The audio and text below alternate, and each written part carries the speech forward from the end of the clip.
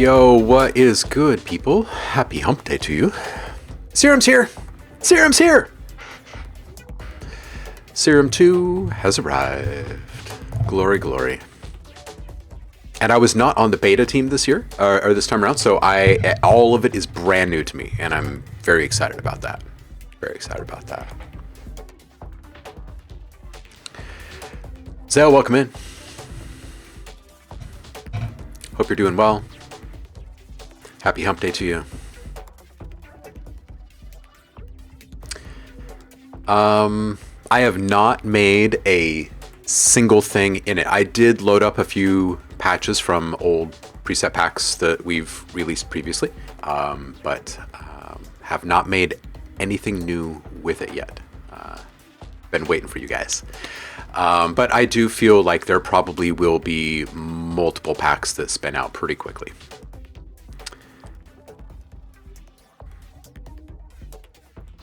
Zale, we'll check it out.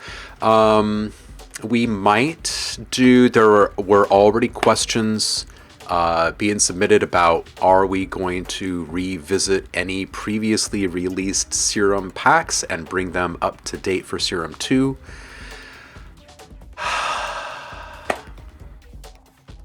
You know, my gut says no. My gut says no. They will operate, they'll function totally fine inside of Serum 2 as they are.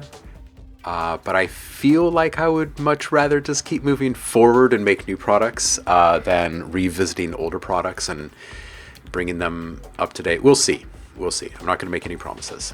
But the other questions I've been getting a lot of are, will there be follow-up volumes to the ones that you already have out if you're not going to revisit the previous packs? And that answer is a big yes.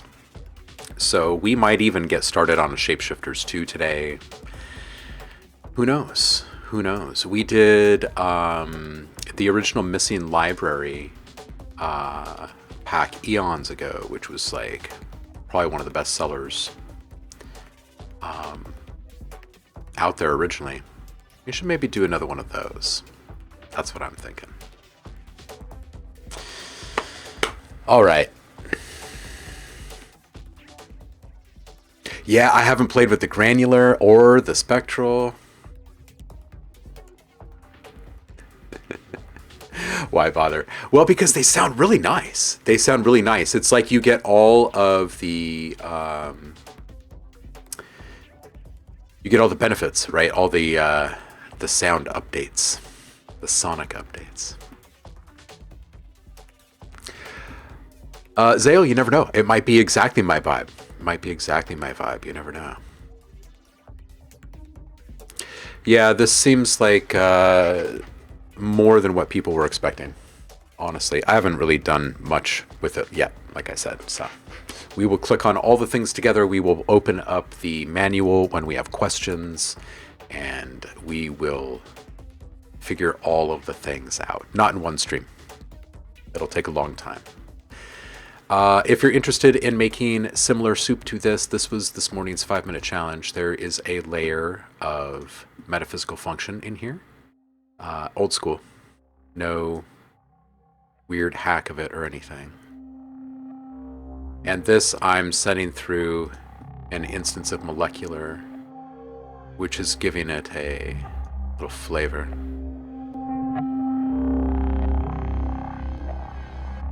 Just a little phasey movement to it.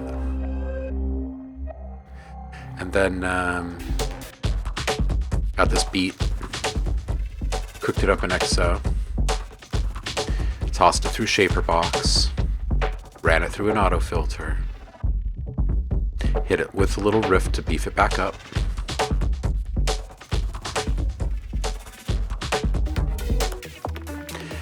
And then we got this guy.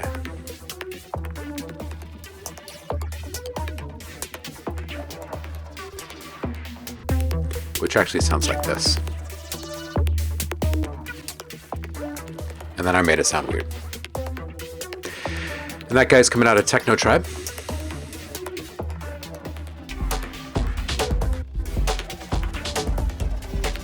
And we'll turn that off. Lude! Ludi! How are you? Man, it's been too long.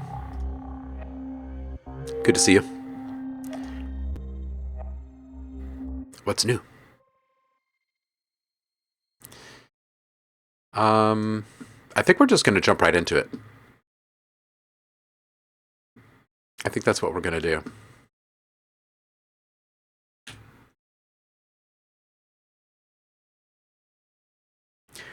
Serum 1 has a lot of limitations, says Saf. You know, it's funny how we think about that, right? It's kind of funny how we think about that.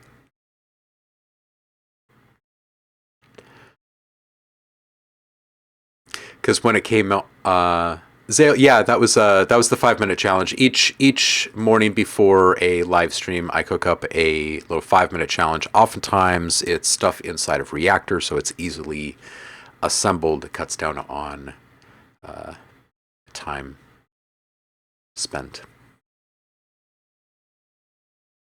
Cooking some chicken soup, huh? We're gonna cook up some serum soup. Is what we're gonna do. That's what we're gonna do. We could actually, kind of going back to Liv's question of why even bother with version 1 sounds anymore. Why don't we open up some of the sounds in the most recently released preset pack for Serum and see what they sound like? The dusty, what do you call Undone. Undone. That's the pack's name. We'll check that out. And then I'm not really interested in playing through a bunch of the factory presets that are in here because there's major CPU issues, and I feel like I don't want to put Serum in a bad light on this stream. We've always done really well with Serum in the past, so we're going to just cook from scratch here today. And as Steve gets around to optimizing different parts of this synth, then we'll go revisit some of those factory presets. But until then, we'll try and not crash the thing. Ooh, Saf made some serum soup. Just granular, sesame paste, miso spectral. I like your recipe. Yeah, miso does sound good right now. Who came in here? Sale came in here and was saying they dropped something in the Discord. Their first thing made. Their first thing made with Serum. Let's see what this sounds like.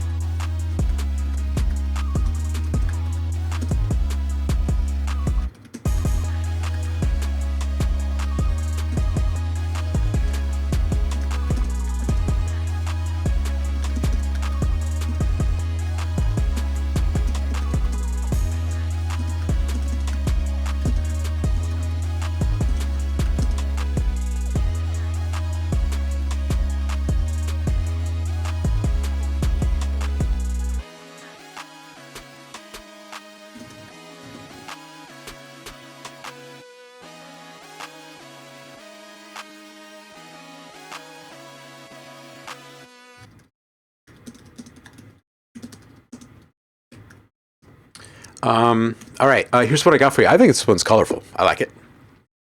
Oh, the flu again. Dude, Hawk Lude. Ludi, I hope that goes away soon. I actually did not get it this year, thank goodness, because the couple years prior, wiping out my ears was just, that's all new to me, and I don't handle that very well. Yeah. Yeah. Zale saying, I don't do drums often, more just melodies. Gotcha, gotcha. So I feel like this whole thing sounds fun. It's upbeat, it's colorful.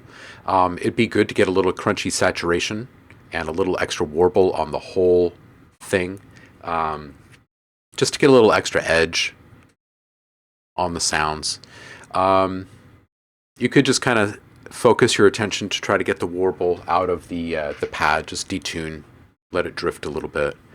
I'd saturate the claps too. They sound a little bit more chunky. I don't know that you necessarily need to layer them, but I would definitely hit them with some saturation so they sit a bit more upright. But the entirety of the mix should also be hit with a decent crunchy saturation, so it really blooms. It feels like you've got a rather complete beat here, but we're not actually hearing like the full potential of it. I think that the ideas that you've got on display here are solid. You could vary the beat just a little bit in very nuanced ways the second time through. Maybe just like a couple little reversals and a really, really subtle scratch toward the end, just to set it apart from the first half. Keep the continuity otherwise.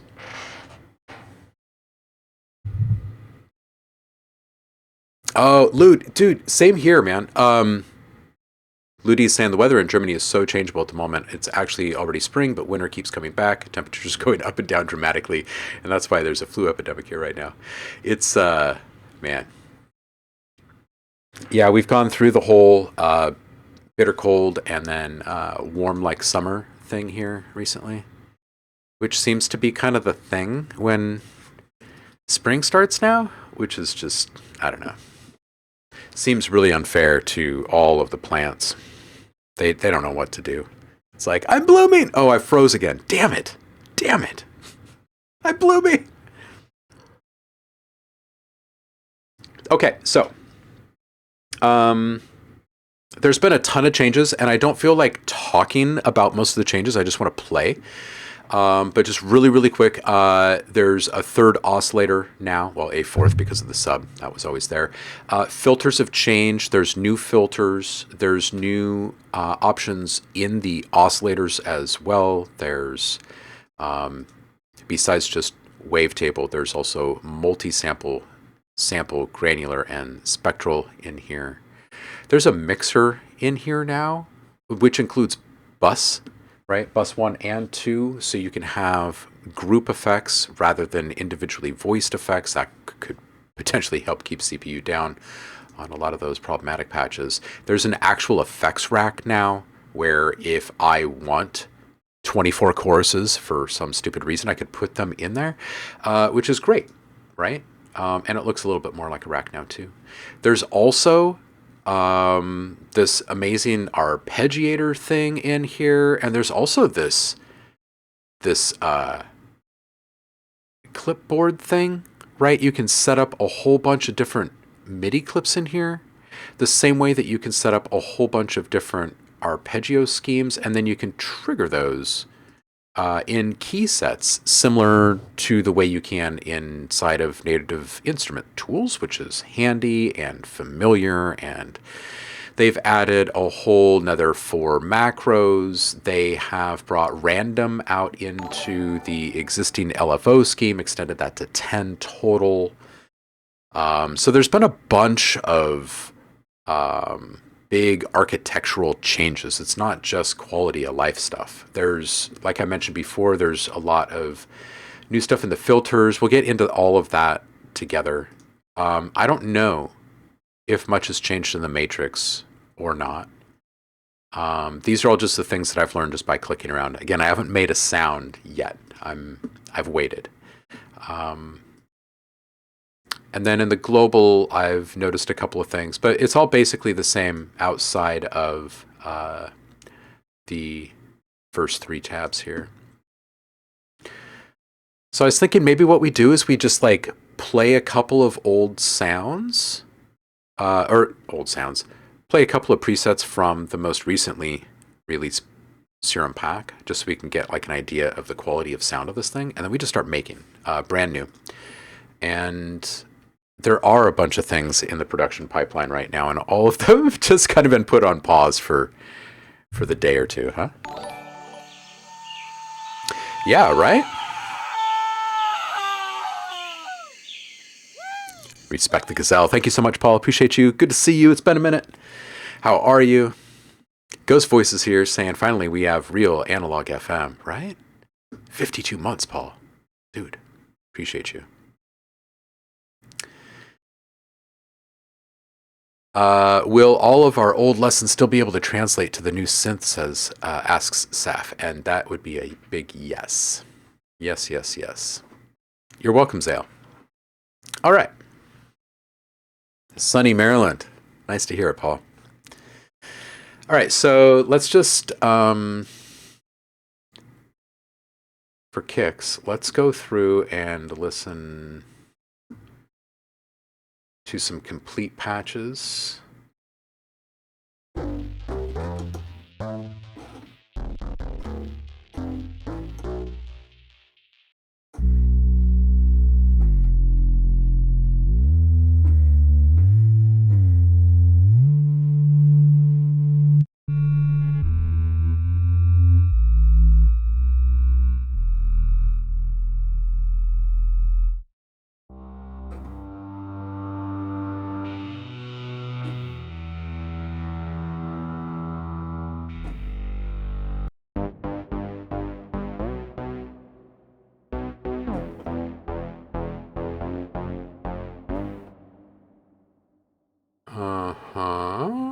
So it has not taken away any of the wonk. I do hear quite a bit more kind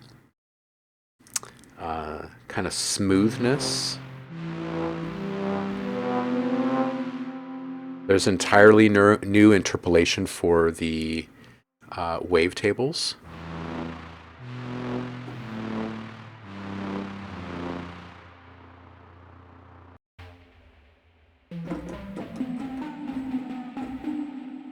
And the ARP. Let's bring this down a bit.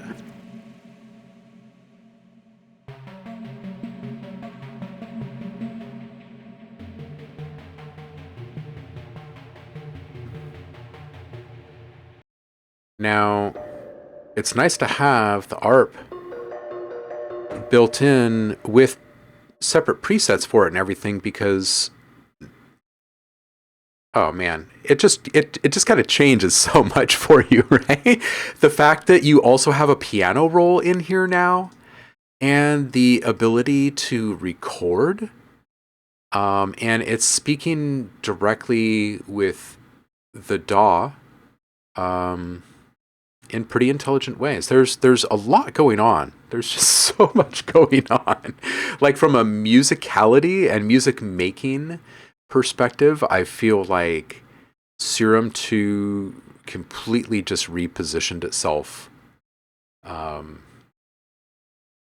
as the dominant player again, which is great.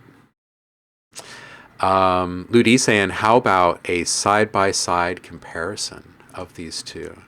Let's do that. Let's do that.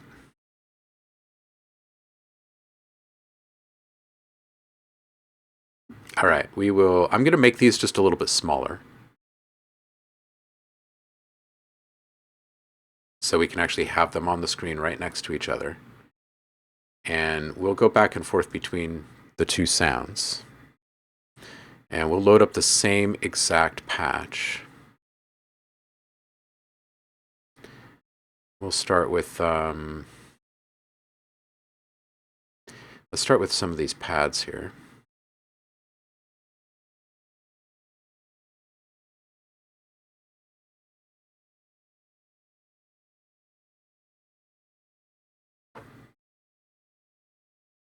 Okay, so we've loaded this Bugga pad in both. This is the original. Sales asking, wait, does that mean slide notes can be used normally in FL? Yeah, I think so.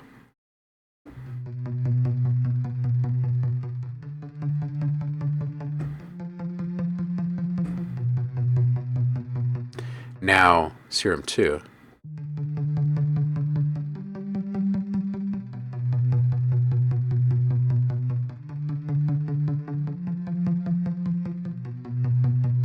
I'm just going to play around with the timbre and stuff for a minute.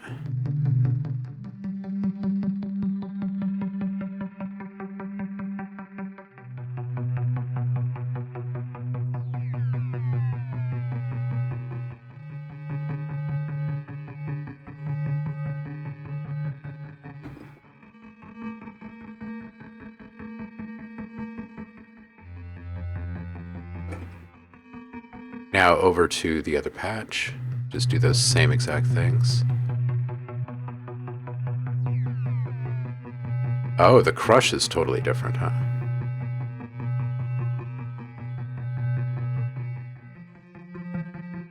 Back to this one.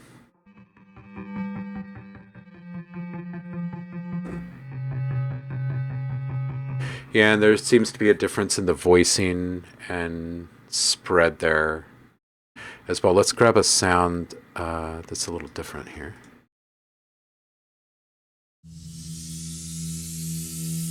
One that's really airy.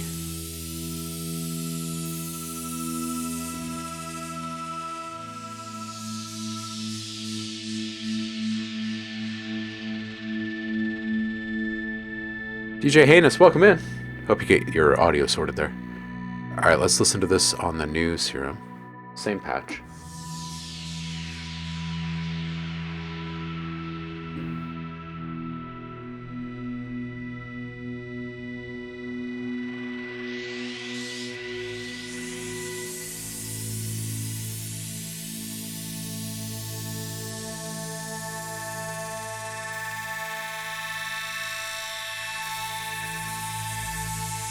And back over to 1.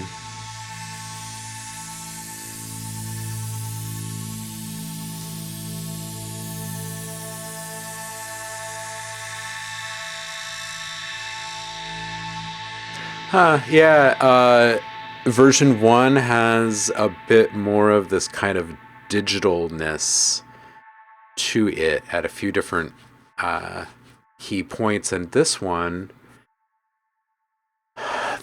feels more, I don't want to say analog, but it has a less noticeable digital appeal to it. It's also interesting that there is a direct download button here. Noticing that, like, Serum is aware that this is obviously not a wavetable that exists in the factory library of Serum 2 yet, because it's referencing its own folder system.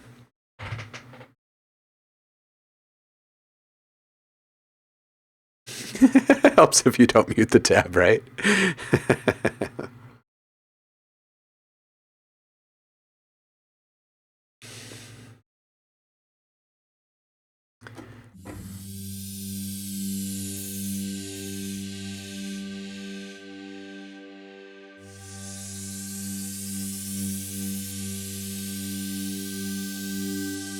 There's been a change to the sampler, to the noise oscillator, and it's probably because of the addition of the multi-sample, but I think and the sampler and the oscillator, but I think they've replaced the sampler, the noise oscillator.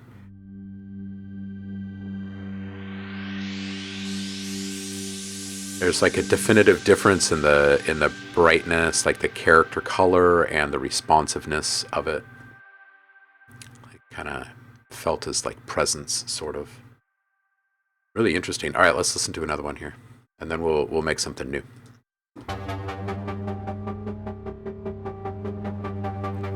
Paul, I don't think the old skin will work with version 2. We can see if it'll load, but I don't think so.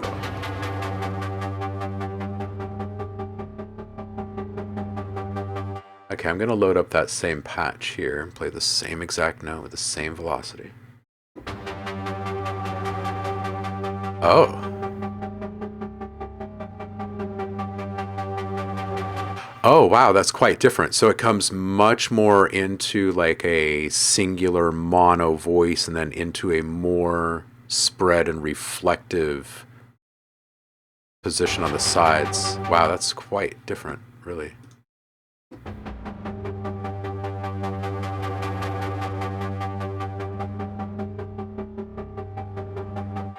And the new one?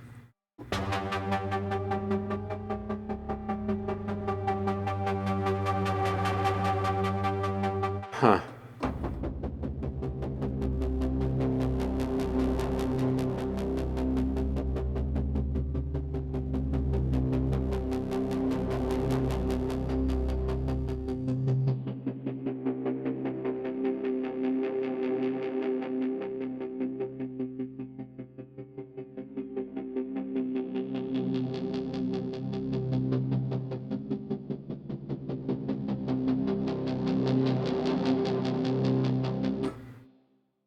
Yeah, okay, so there's some certain qualities that are going to take some getting used to.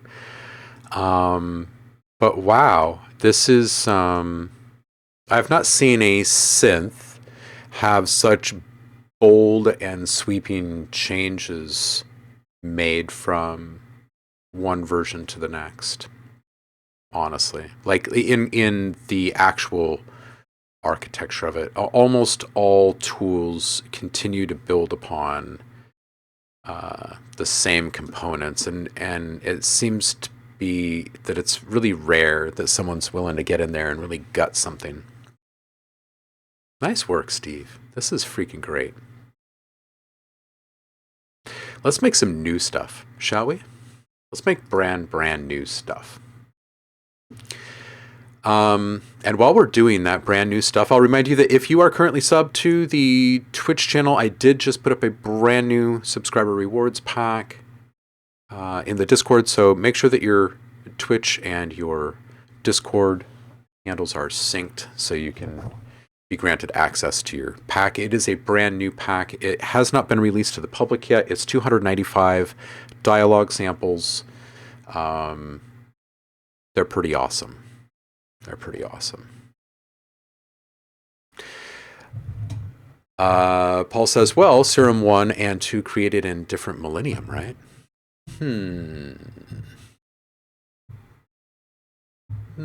Same millennium.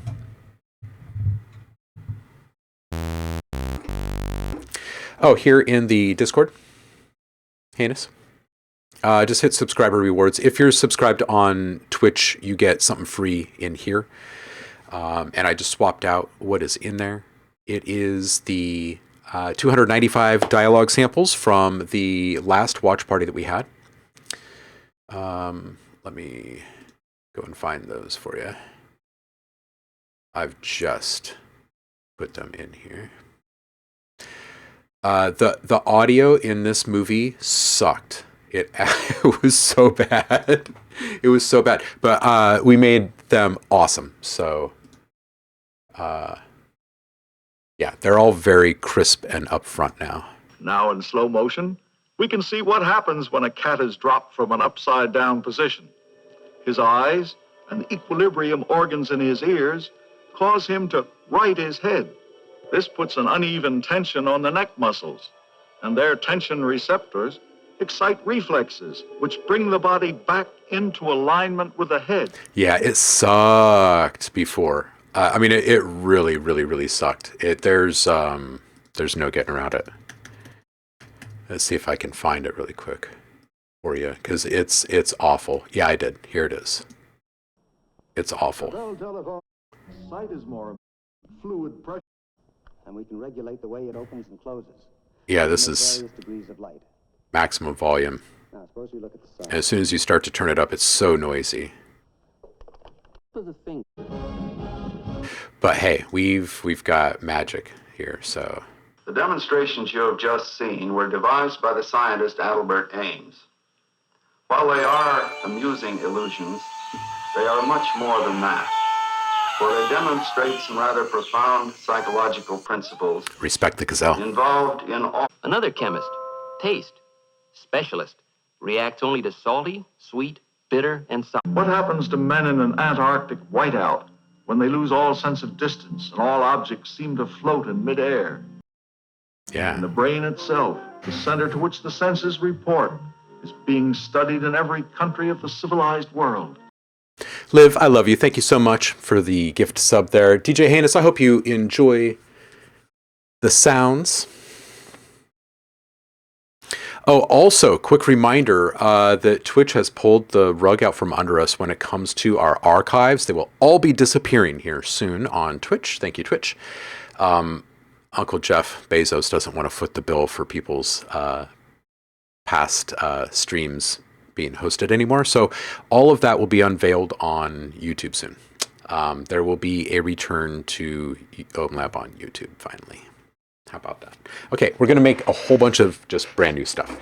And we're probably just going to race from one sound to the next is kind of what I'm going to imagine. I want to play with the pre-existing features first, so I might make just like a couple things with wavetable synthesis first, just so I can browse a couple filter options and just kind of get a sense for the change of audio quality and stuff. So let's do this.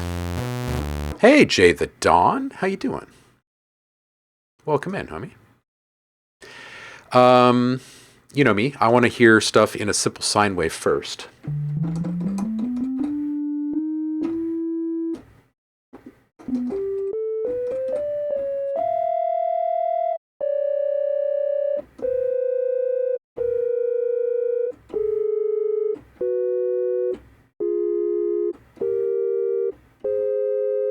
Wow.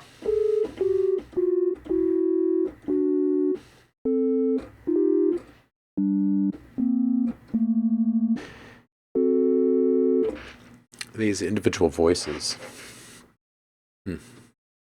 Okay, we're going to start with just sine wave.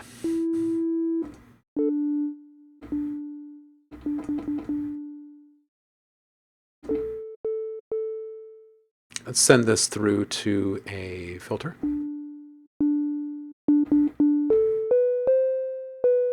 See what kind of filters we have, shall we?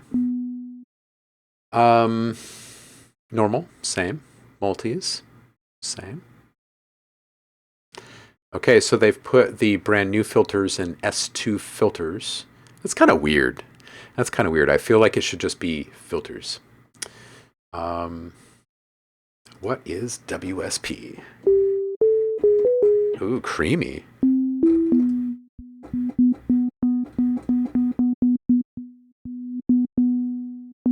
Oh. Oh.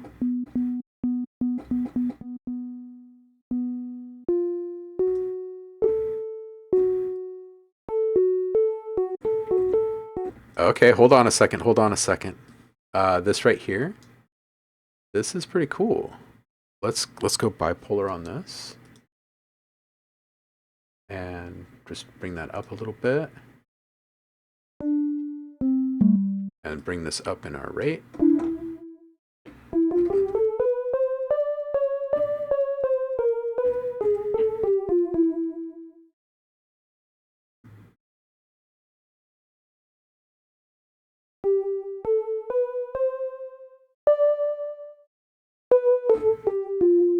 Wow.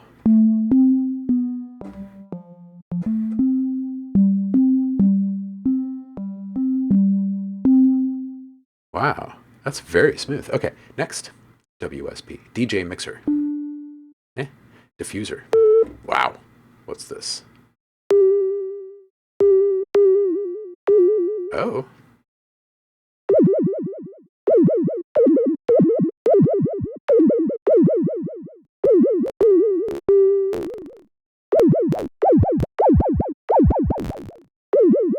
Okay, diffuser's interesting. MG ladder.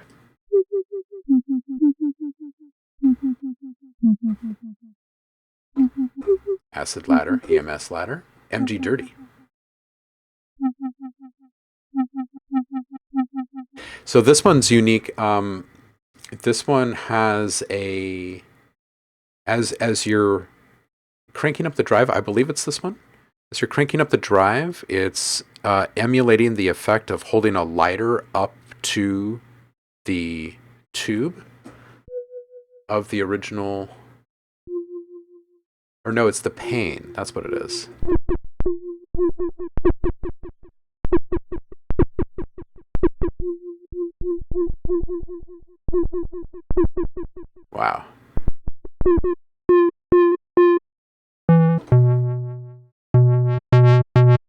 Wow. Oof. All right, and what else do we have here? PZ and a comb. Wait, is that comb just in... Ooh, it is a new comb. All right, let's crank up the resonance here. Let's get rid of our modulation here.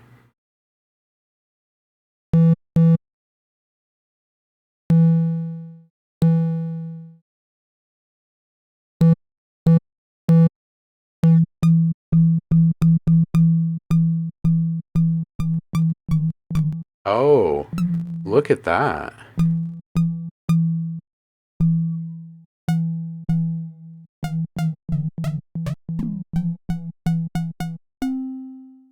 Hmm.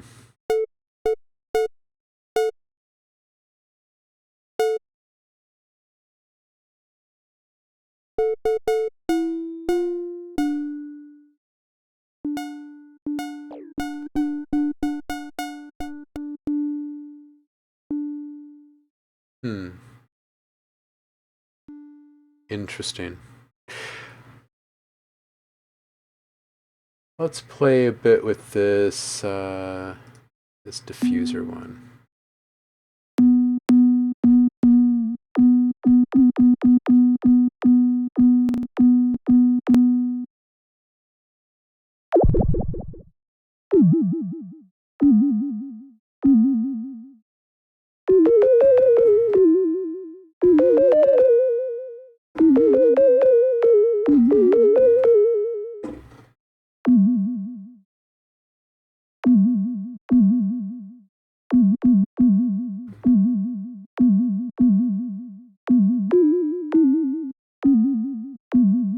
Let's play with some effects here, huh? Abode, that's fantastic. We got frequency shifting in our effects rack now.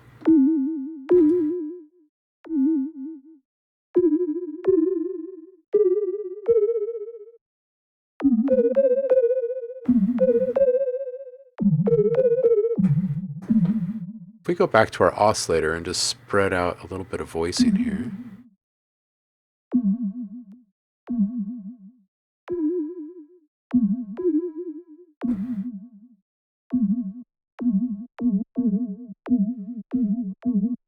All right, I'm going to put a new LFO on the wavetable position here.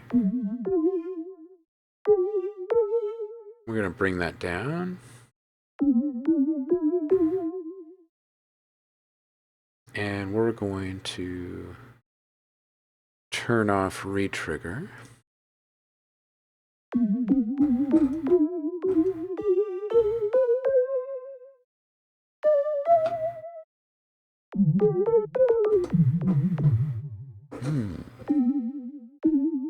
All right, let's play around with a little FM. Let's bring in oscillator 2. And we'll just bring down the level on that guy for just a minute and drop it an octave, and let's see what warping is like here. We've had changes made to the warping. Oh. I like their new selector. Okay, so we're going to FM from B. Oh. Oh.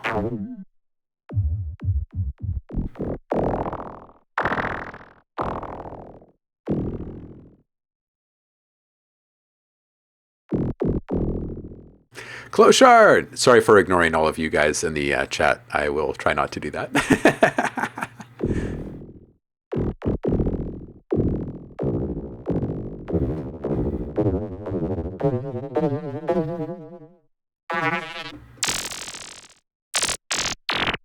This is a major improvement on the FM, you guys.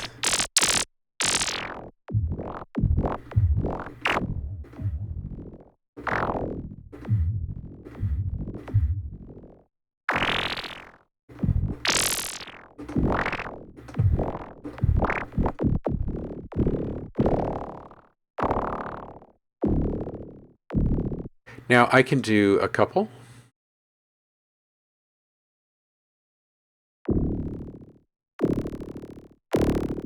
So I can AM and FM from B at the same time.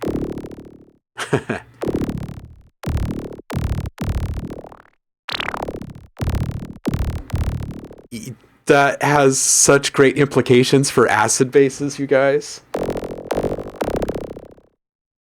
Ah, that's wonderful.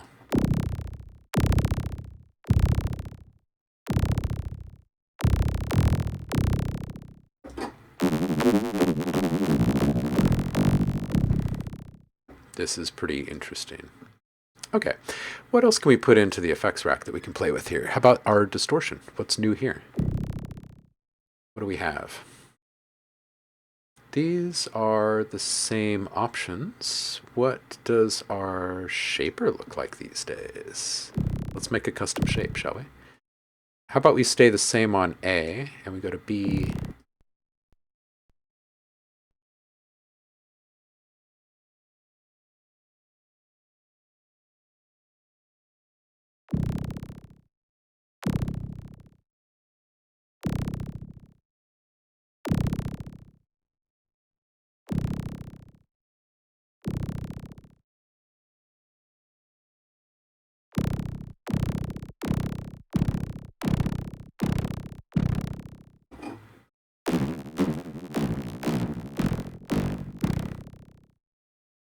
And now we can make a little, let's use another LFO here.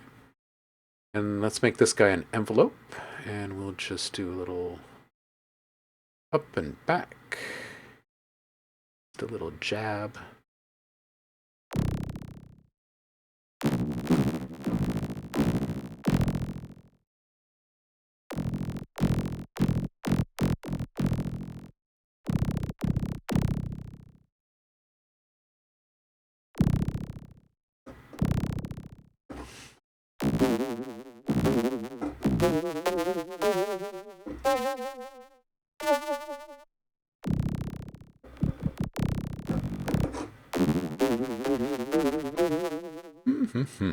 All right.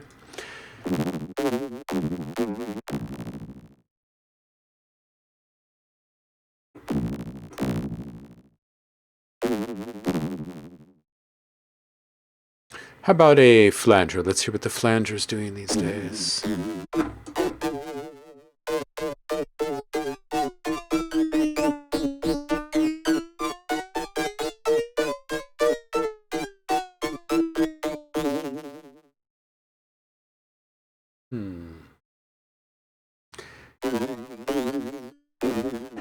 Let me see what's going on in the mixer here. I feel like we have some sort of a split signal here. Like I can hear part of the original wholly separate from the processing.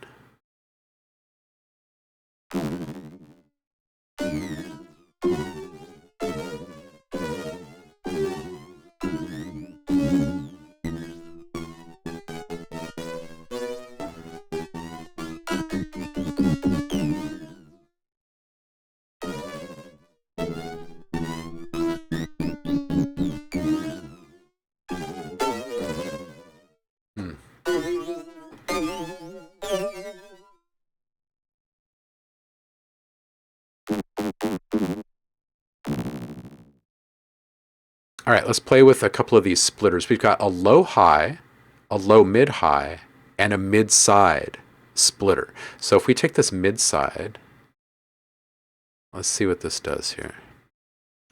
Okay, so we've got a place to stick stuff in here, right? This is mid, this is side. Okay. How about we put, okay, how can we do this? Oh, I see. We add them inside of here. Ah, okay. So in the mid, I could put an EQ in here.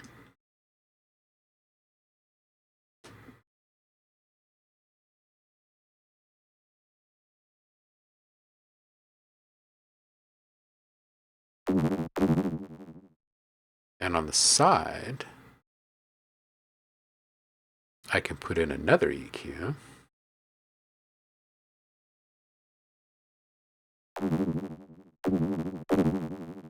And can I put in a delay? I can.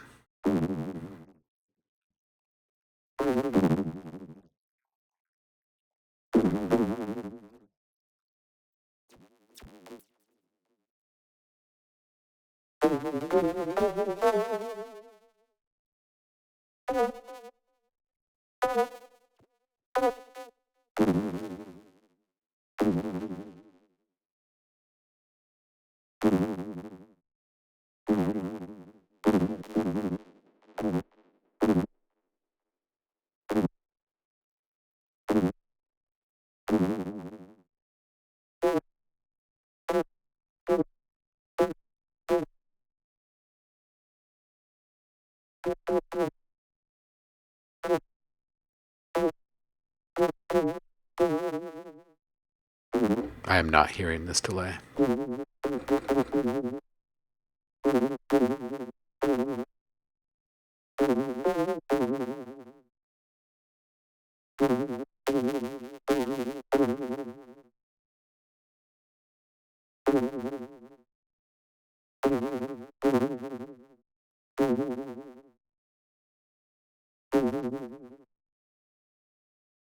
We've got a convolution, and we've got a regular reverb. Let's go into regular reverb first. We've got plate, Hall, vintage, nitrous, basin, plate. Okay, so let's go to basin here.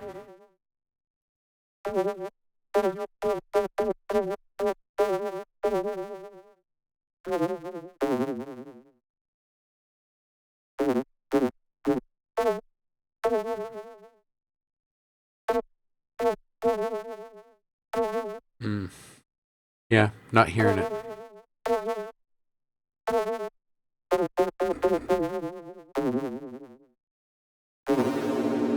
Definitely hear that.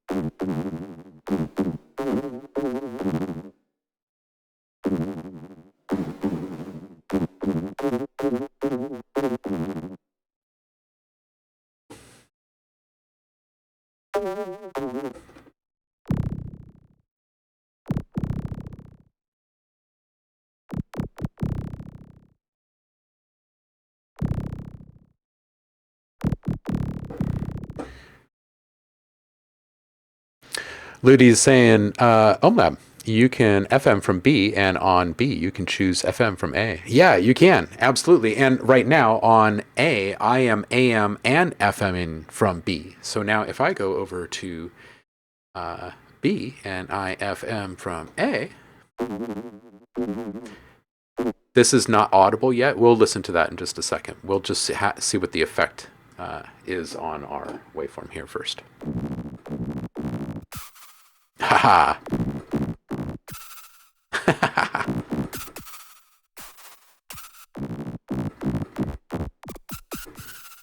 They also gave us the ability to tune in ratio and whatnot, and hertz, so we can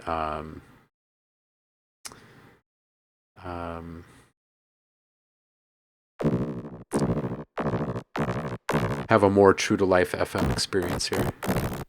Let's see what ring mod does to this. It's chaos. Chaos. Nuts.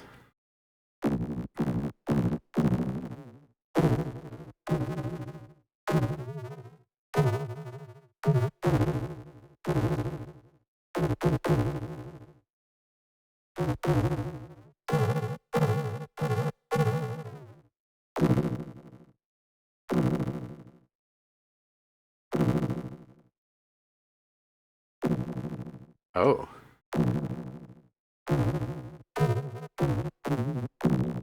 Oh. Ooh, you got this like warp variation down here.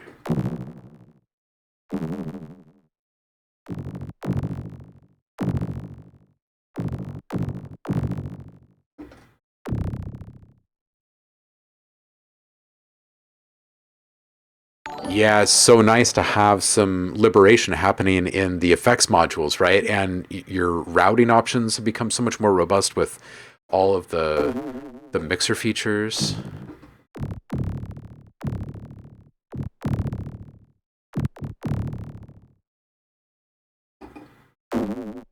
Ooh, nice, Paul. Paul's really enjoying the UAD signature collection he got last month. Incredible hardware emulations for those looking.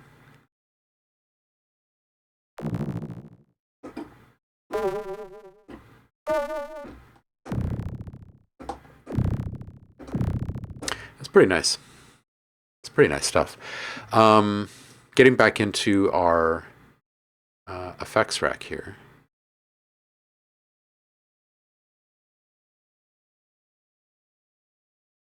This is nice. This is nice. This is good. All right, so after the splitter,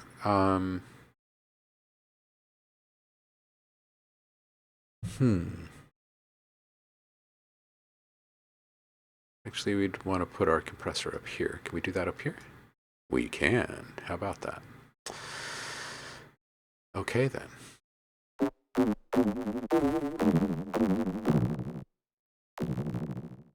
Wow, look, OTT got an upgrade here. A little facelift.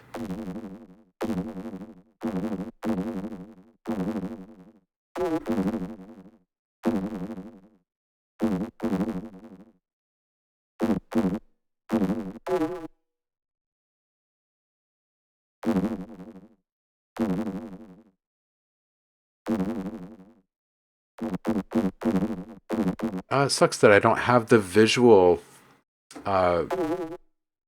the visual help when I'm making adjustments to the compression ratio over here. I'm not seeing any visual changes, which kind of sucks.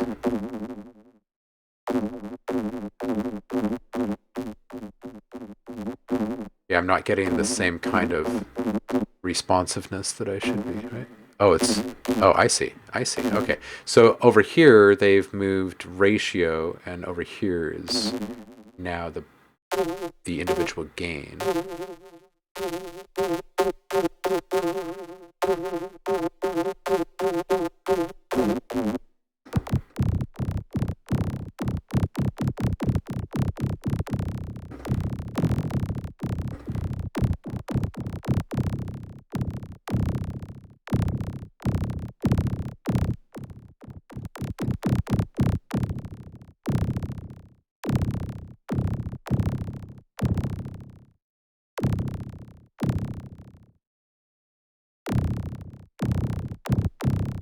Okay, I like this. I like this. I like the new redesign. It gives you much easier and clear control over the crossover points, individual gain on each lane, or each band, rather, and ratio independently.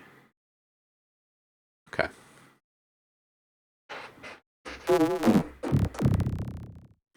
It is like having a baby guitar rig right in the middle of Serum. Yeah, it's going to be really interesting to kind of navigate the waters over time with the new, kind of more robust music making features. Because I feel like they've really opened the door for next level preset packs. What they don't have in here is any form of generation that I've seen yet. Like if you go into the ARP, I'm not seeing, up front anyway, I'm not seeing a way to just randomly generate stuff. So they've made a pretty big intentional decision there.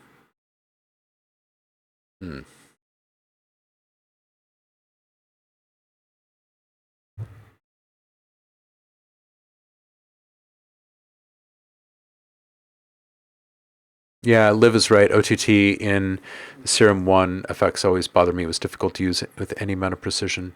Yeah, it was tough. And it always had the same kind of character applied to all sounds. Now you can compress with 6 instances of OTT. Yeah, absolutely. Wonder if it lost any features. Yeah, we'll have to keep an eye out. We'll have to keep an eye out and see what exactly we bump up against here.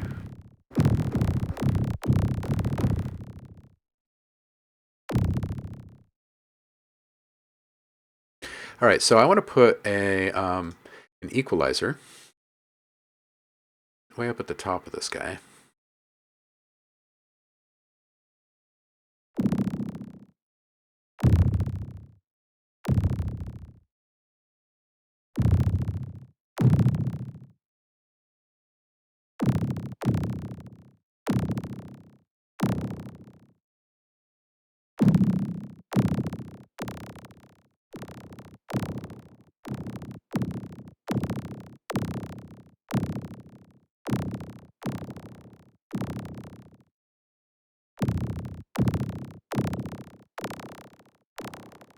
Now, can I have more than one splitter in here? Can I have outside of here? If I go back to here, can I load an... No.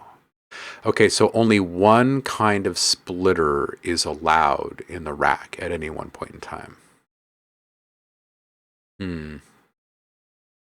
That's interesting. Hmm.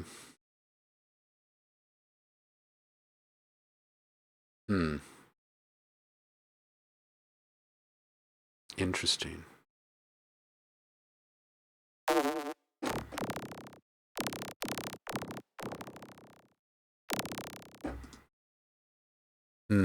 So I could put all of this into a mid-side split and make all of this the side, so I could go back to my oscillator and I can add a nice thick low end and make that my mid.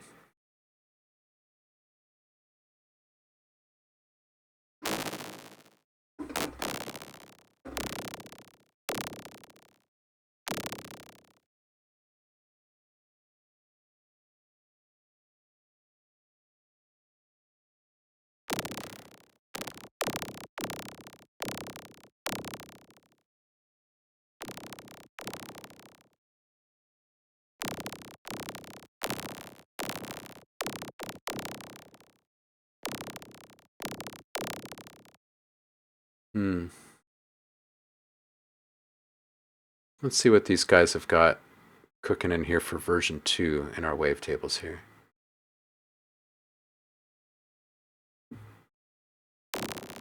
Oh, let's turn these guys off for just a second.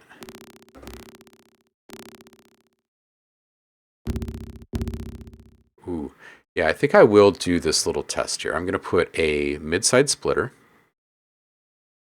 Oh wait, this is a low-high splitter, and this is a mid-high, or a mid-side splitter. Let's do a low-high split. And we're going to put, can I just take all of these and put them down there? Probably not. Let's see. Oh, I can. How about that? Okay. Okay. So I'm going to try and do that. That's actually quite flexible. So now the low is basically just a pass-through. And I have crossover capability here. Interesting.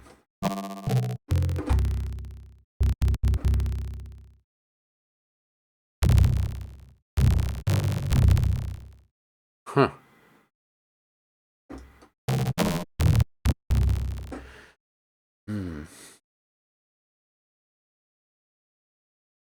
Yeah, with all of these changes, it's really going to be a bit more engineering. There's going to be a greater focus on signal flow for a lot of complex patches because of the way signals can be affected uniquely in the effects rack. Yeah, a lot of implications with these new features.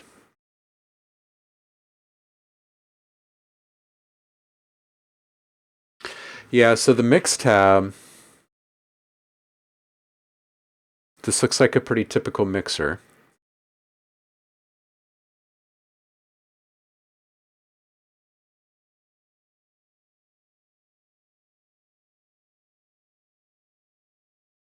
Hmm.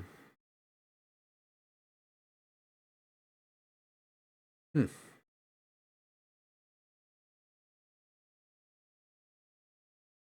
So we've got direct, we've got bus 1, bus 2, and main, which is the main effects rack. It's nice that you can bypass individual effects in the mixer. Huh. Really interesting stuff. I'm going to go ahead and initialize this patch and see about a few things from scratch here. I'm going to go back to a just a tiny pluck again.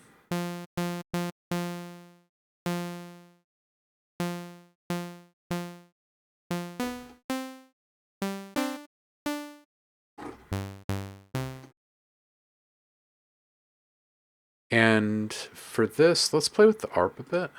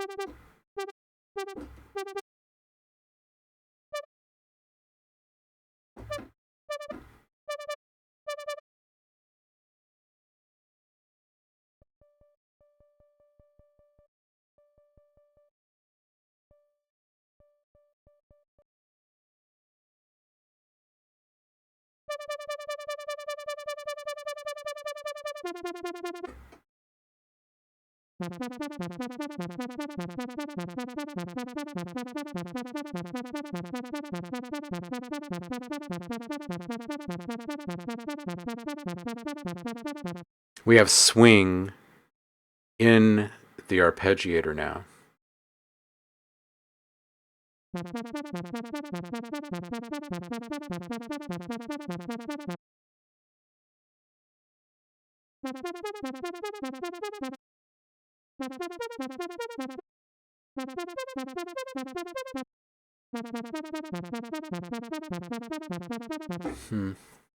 All right, we're going to play around with the mixer for just a minute. Let's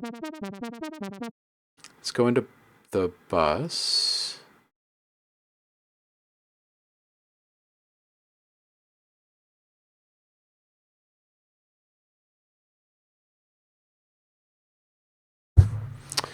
We're going to go all the way up to the top here.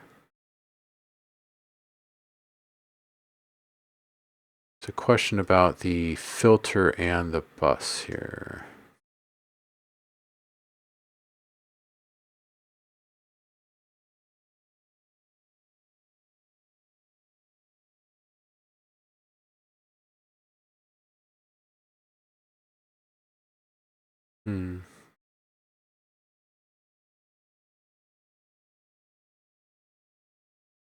Oh man, the sampled instruments.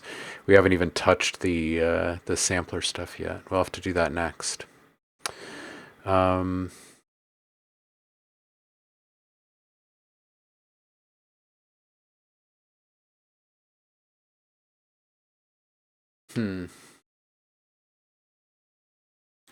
So we can send oscillator signals to bus 1, bus 2, or both the same way we can to filters.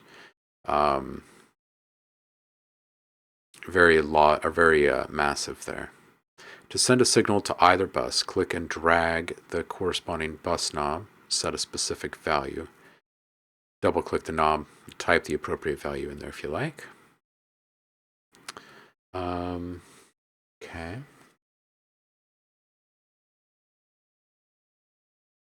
So then if I want to start putting effects into this bus, I can just do that here.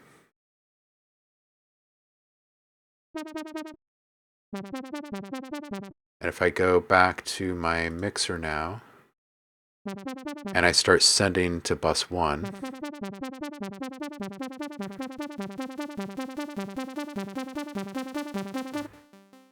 yeah, there's our delay. So I go into our effects rack here to mess with that a little bit and go into ping pong. And maybe we'll just set this to milliseconds here.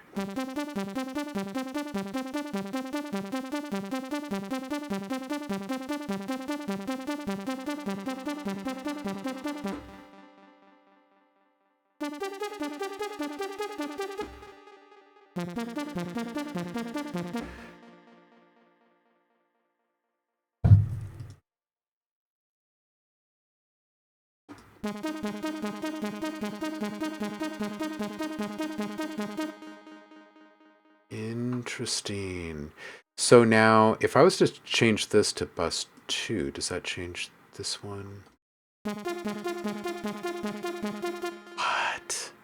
So I can send in series from bus 1 into bus 2.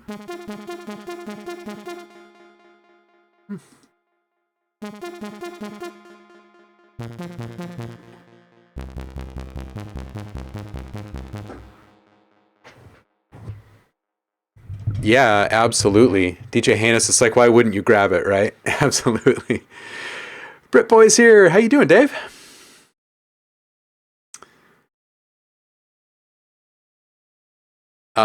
Yeah, Dave, if you already have Serum, then this is a free upgrade. So it's a pretty easy decision there. Good to hear that you're great, man. Absolutely.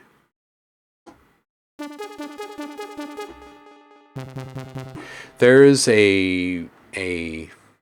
a significant difference in the quality of the timbre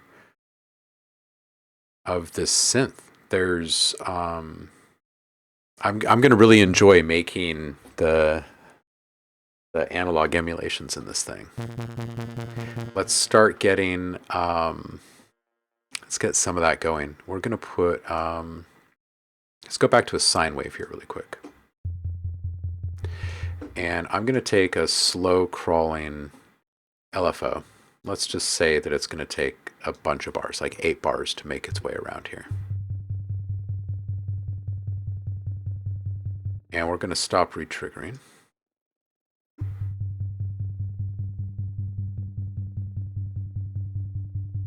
Maybe we'll do a 4 bar, so it's a little quicker. And we're also going to add, we're just going to add a sine wave here. And we'll bring the level all the way down. And we're just going to FM from that.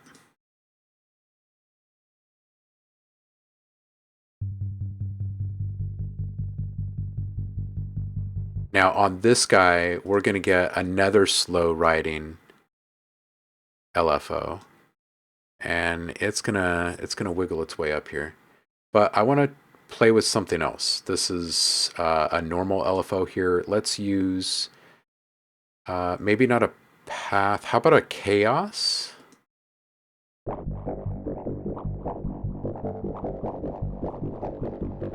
Okay, there's got to be a way to dial that in, right?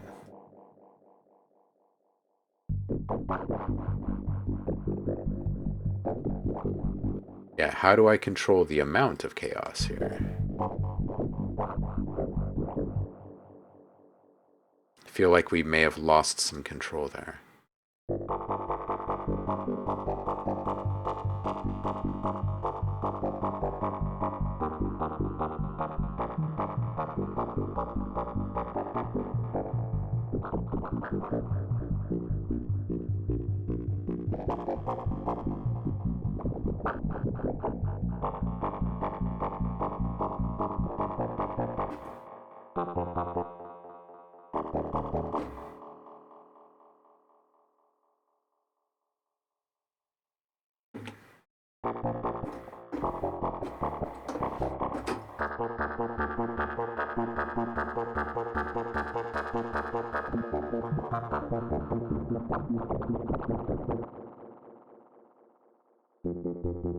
Okay, so now this one, I can create my own kind of path. So let's see about doing that. How do we do that?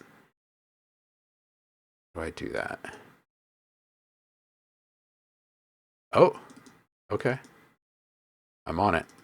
We're going. All right, let's see what this sounds like here.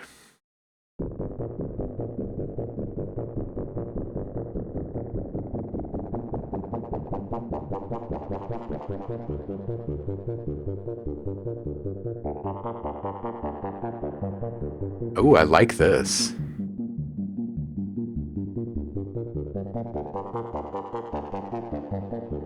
Ooh, I like this. I like the path.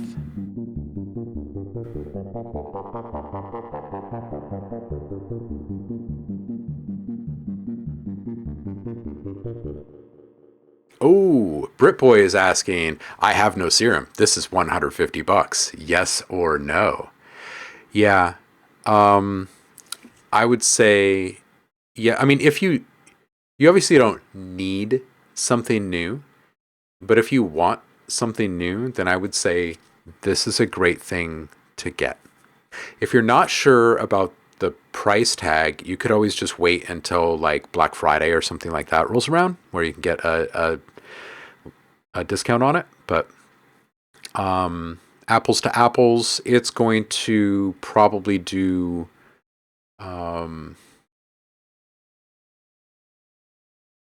what you're hoping it will do. I mean, it does everything at this point, it seems. There's some CPU issues right now. They're going to have to optimize some stuff for a while before that comes into an acceptable level for folks, because right now when you start using the more advanced features and add voicing to that, it quickly gets away from you. So yeah, it really depends, man. I mean, the stuff that you're doing already, I'm not sure that you need another do everything synth in there.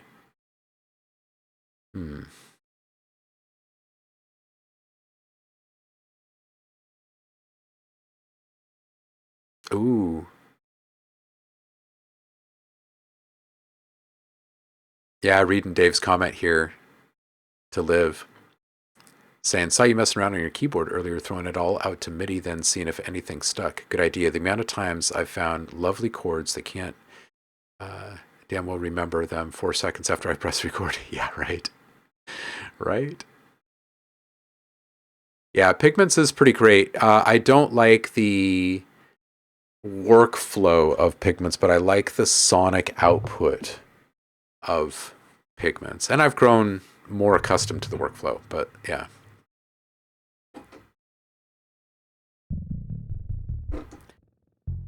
Okay, so I really like the drawing a path.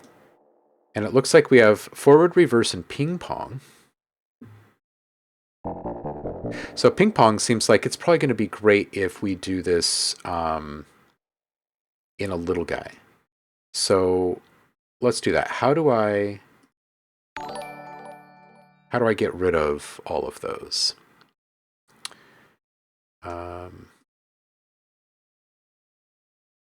It remembers. Okay, so I just double click to get rid of. So if I want to do a really simple loop that's interesting, maybe I do something like this, and then I put it into a ping pong, and then speed this up a bit.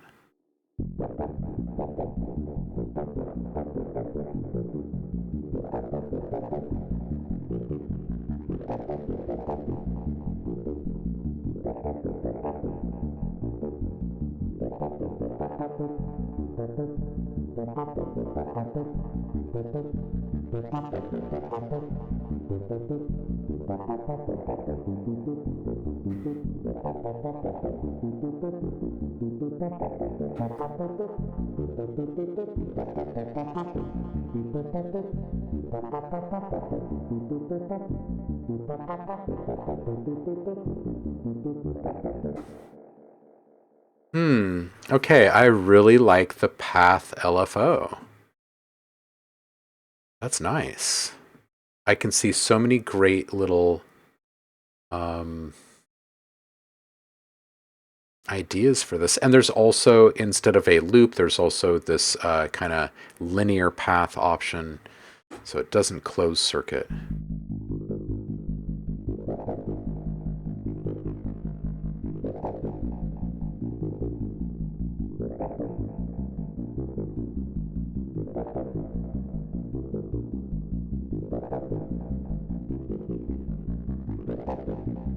Yeah, there's a lot of really cool implications from this. Yeah.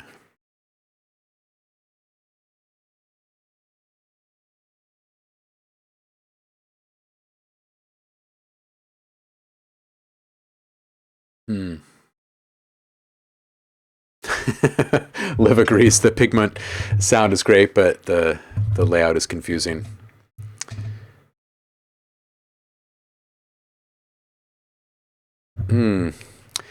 Dave over there with some wisdom. Sometimes I write 100% purely for myself with the rule no one else will hear it, so I can do anything I want, no pressure, that can reignite my love for the sport. Yeah, I think that's like the best medicine, actually.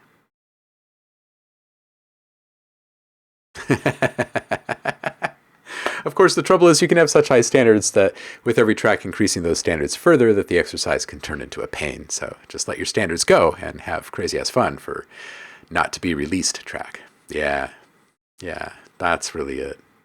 Exploration for the sake of exploring. Yeah. Dave says, someone also told me the pursuit for perfection can destroy man's journey entirely, which is a good, albeit zen, type of advice. Yeah, that's absolutely true. I don't think it's too zen. I think it's actually a bit of the micro of the big macro. It's the it's kind of the law of the universe, right? Everything heading towards entropy. And if you can find the ability to stop yourself from continuing trending toward entropy, then you can win.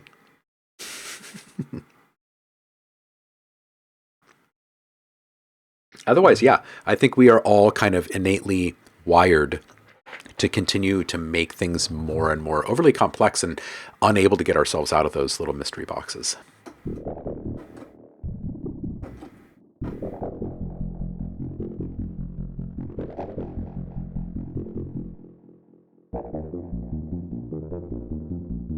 Yeah, I hear so many different ideas for this path LFO. This is great. I love this addition. That's some good stuff. All right. I think I'm going to initialize this patch again. And we're going to dip into the, the multi-sample? Let's do the multi-sample. What is this about? Let's do a mallet. Let's do the gamelan. Turn this up.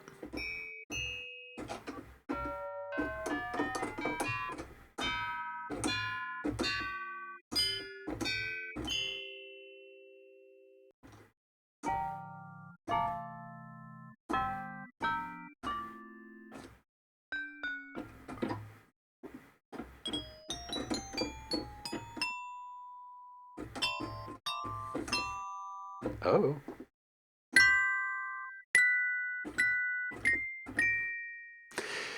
The size of Serum 2, like the file size of it, is enormous compared to the first version. First version was probably like 35 megs or something, and this is like 1.5 gigs or something. It's just insane. But a lot of that is the samples, the preview files, and the samples in the instruments here.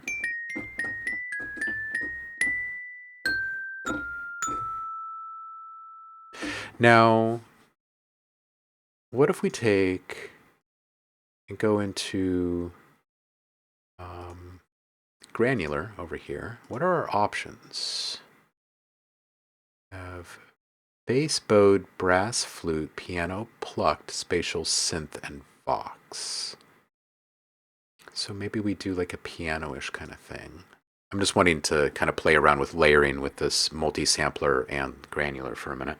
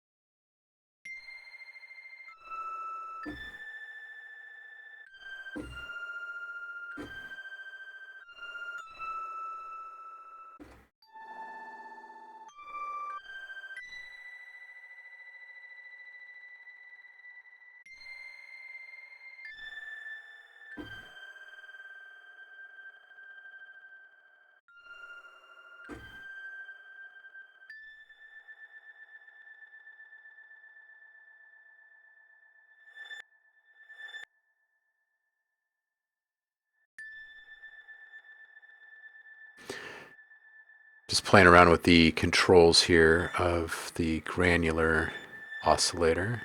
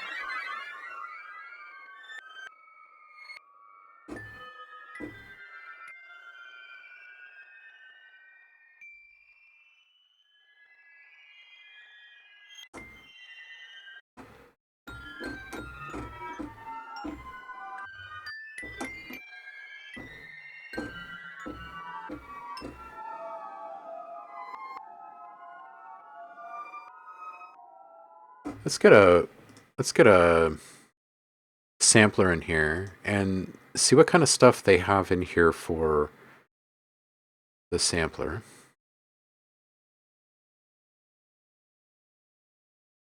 Um, Interesting. Drum, drum loop, perk loop, noises, the same kind of noises that you've got in your noise oscillator. And then a handful of sound effects in the non-tonal. The tonal, you've got a bunch.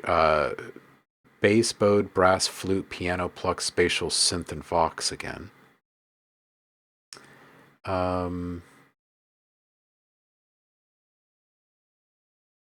Interesting.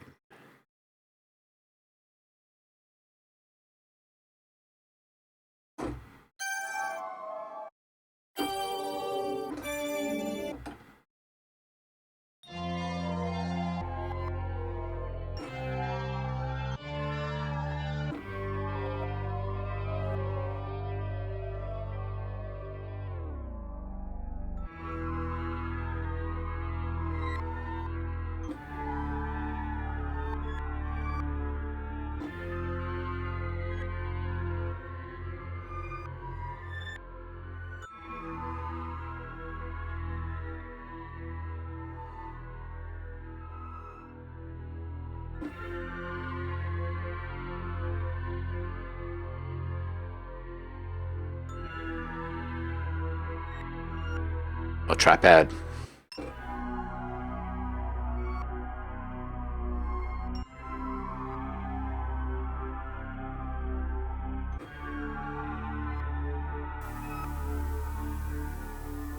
Let's find a sound in here that we like for our noise.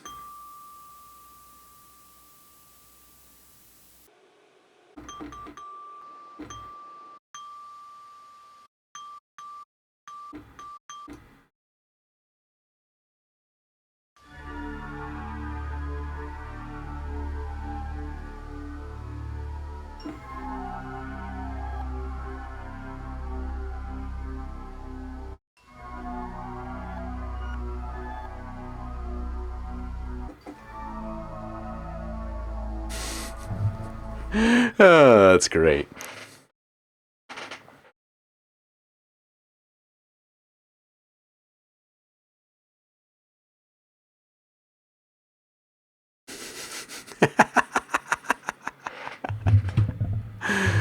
Oh, just getting caught up on the chat here. Paul, take care. Take it easy. Good having you, man.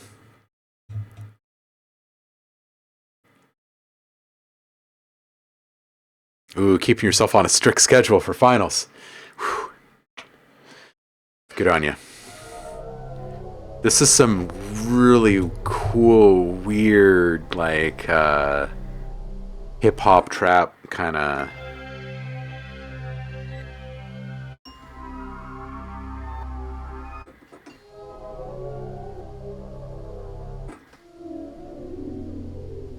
Oof. Dream sequence.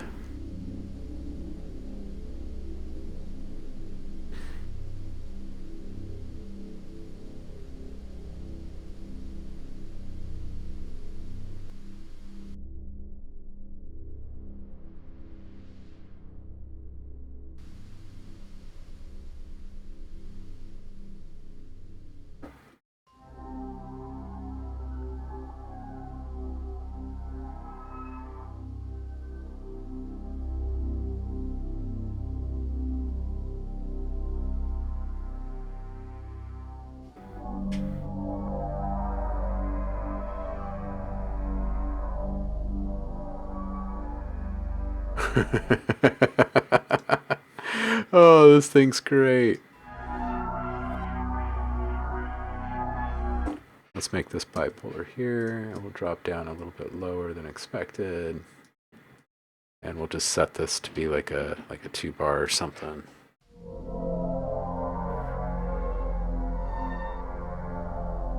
Oh, it's so sludgy. Oh, it's just great.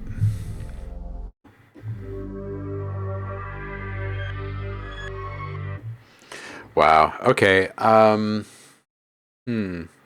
Let's explore what it's like to save stuff in this thing, and let's figure out how we enter our fields here.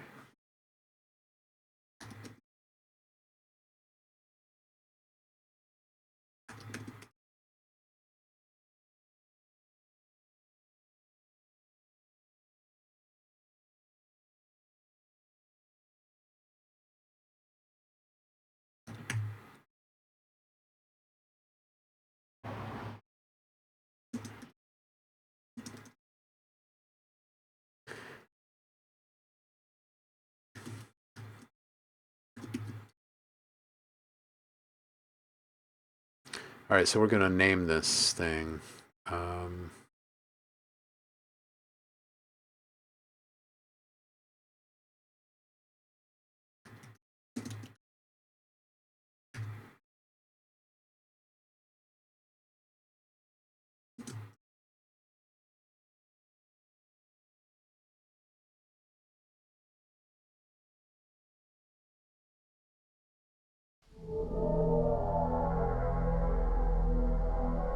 All right, we're going to start making this thing pretty interesting. We're going to add some distortion.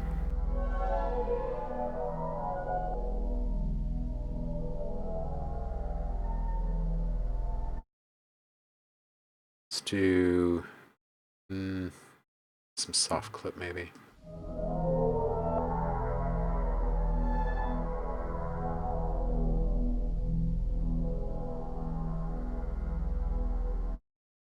Oh, this is on the bus. That's why I'm not hearing it. I'm like, that doesn't make any difference. Gotta love user error.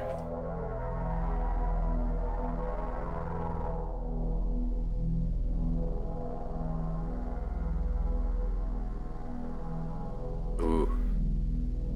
And the tube distortion on this thing.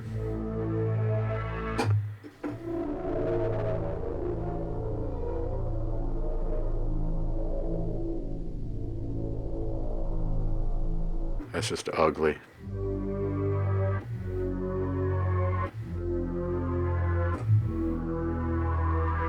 Let's put that boat in here.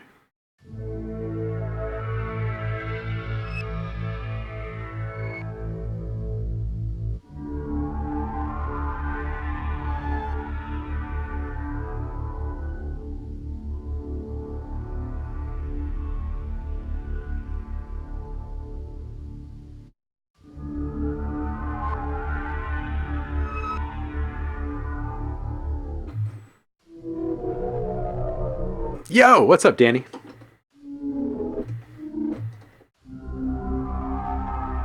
Yeah, some weirdness. All right. Just weird. All right, so it's same exact save dialog as before. Just saves into a new directory is all. Let's initialize and make more weird stuff, huh? 143 forever. How you doing? Welcome in.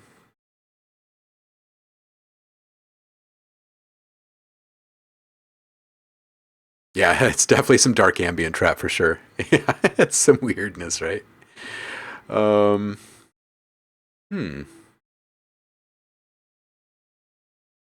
You guys, I'm really tempted to just start right in on like a second volume of Shapeshifters or something.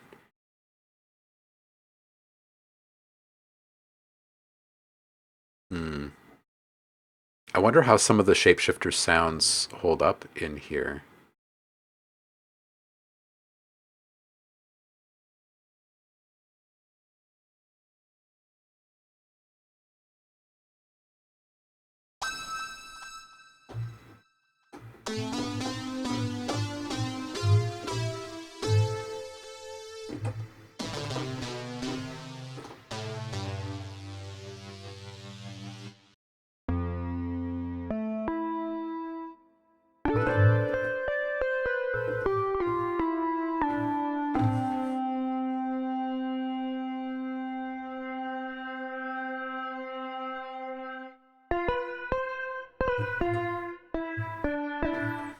Hmm.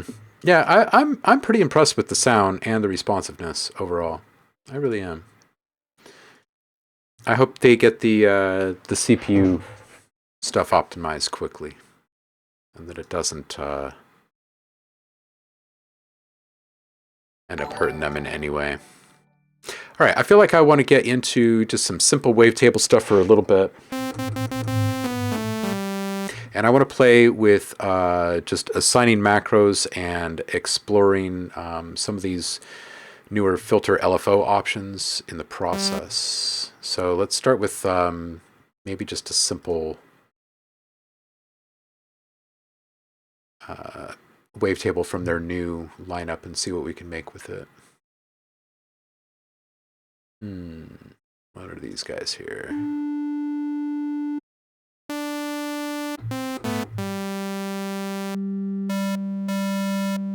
Oh, this is like a new analog style basic shapes here.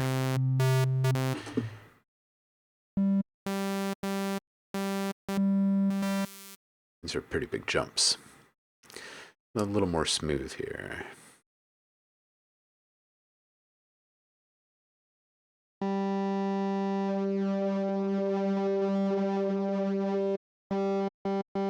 All right, we'll start with this one. We can start with any of them, really.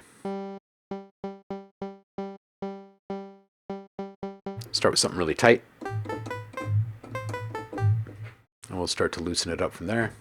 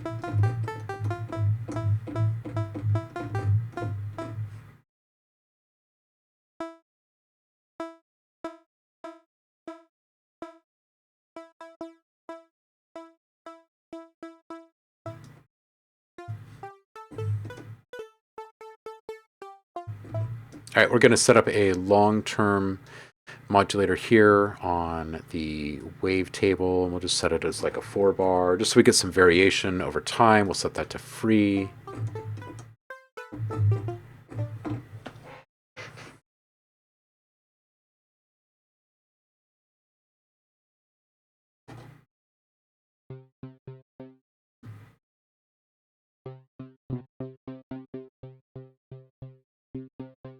All right, let's get a second sound in here. We're going to go for wavetable, and let's make this a basic kind of sine wave here. We're going to FM from that.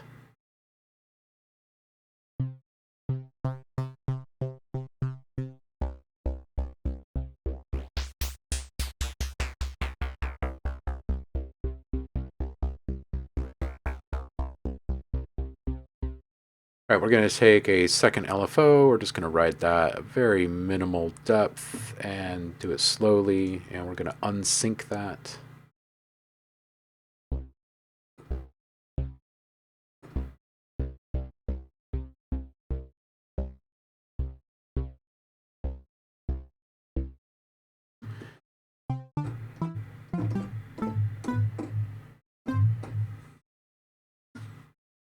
All right, now we're going to put a filter on this guy.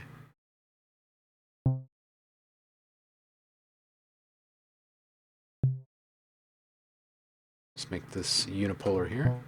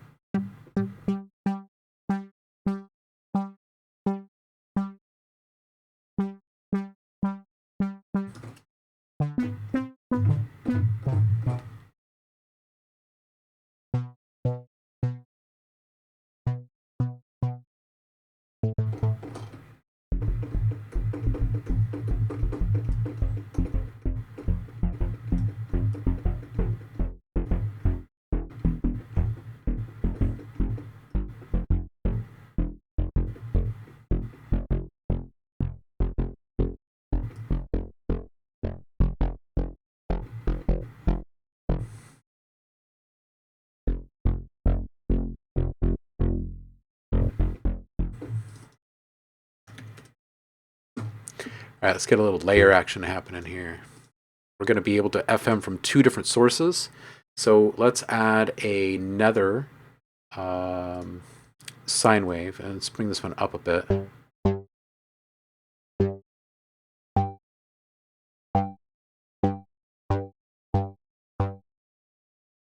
take that out volume-wise. Add it back in here as an FM source.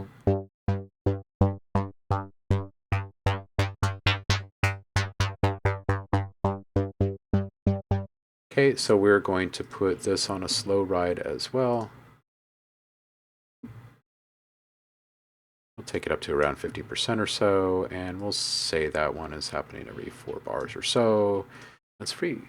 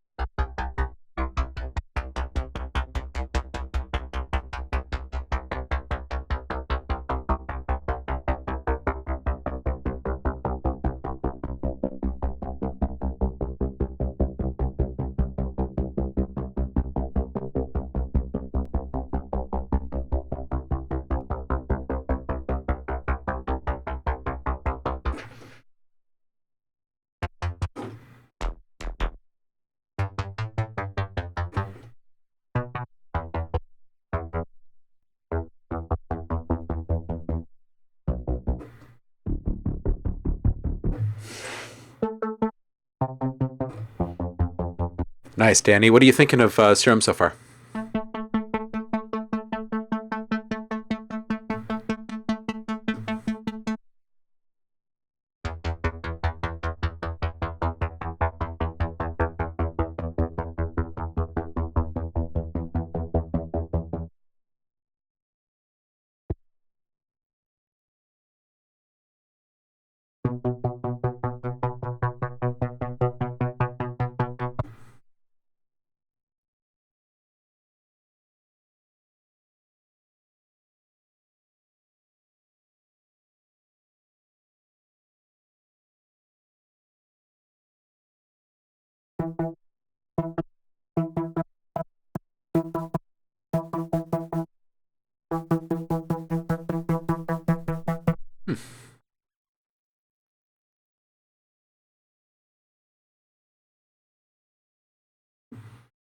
Just going to listen to some noise for just a sec.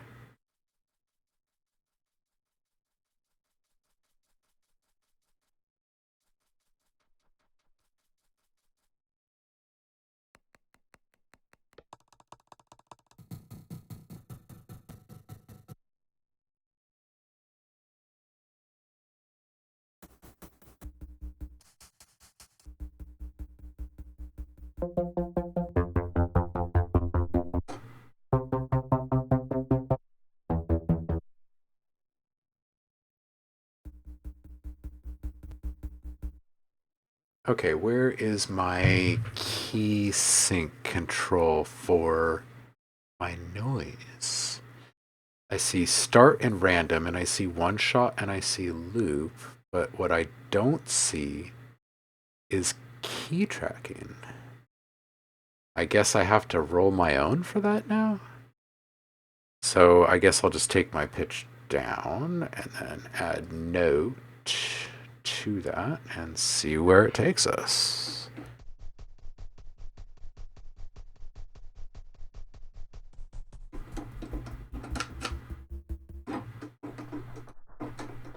That's clunky. I don't like that change. That seems a little weird.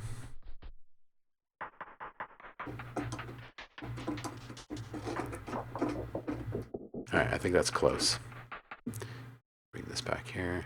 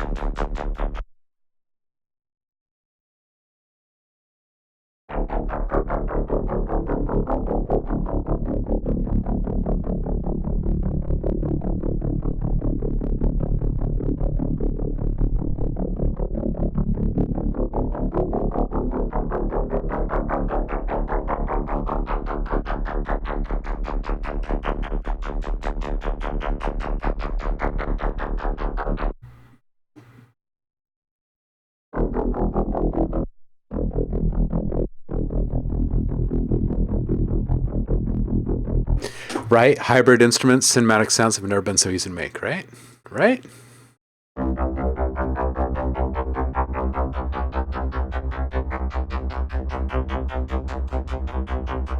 Some really interesting stuff.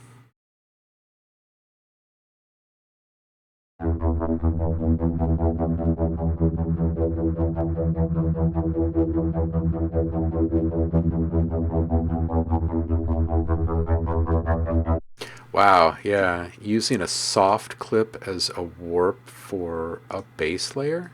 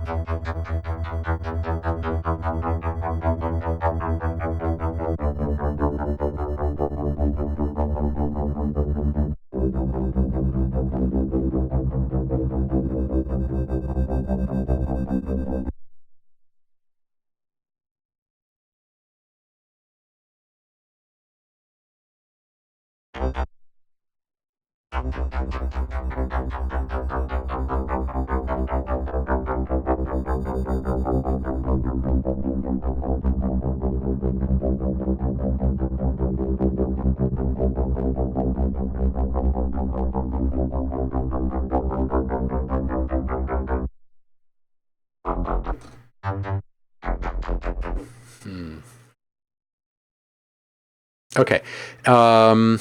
Now, have they kept XY modulation and whatnot as well? Let's see.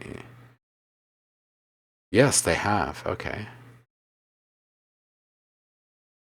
Ooh, and it looks like they've actually kind of improved on it.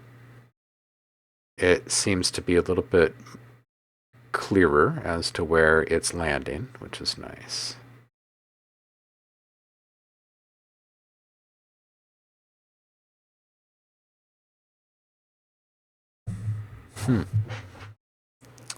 Is pitch tracking the same as key tracking? Yeah. If so, right-click the noise oscillator button.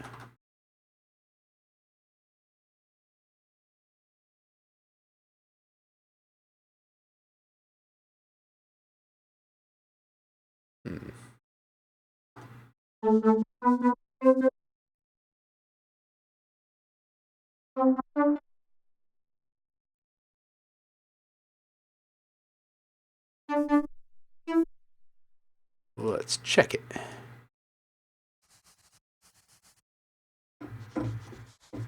Yep, that's it. Thank you, Liv. Excellent. Enable pitch tracking. Excellent. And copy to. Oh, you can copy it directly. Interesting. Lock it, initialize, MIDI learned. Oh. Oh.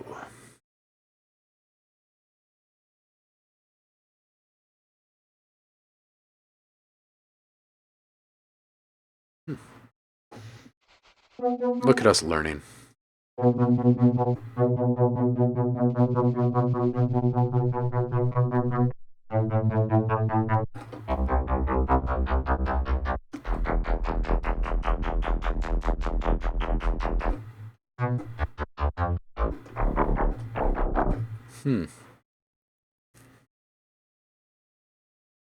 Yeah, it's easier to arrive at outcomes in this synth.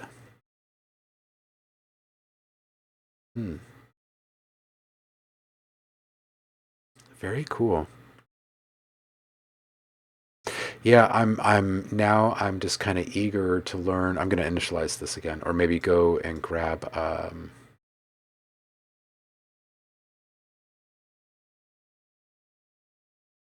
some more of the shapeshifter stuff. I just want to hear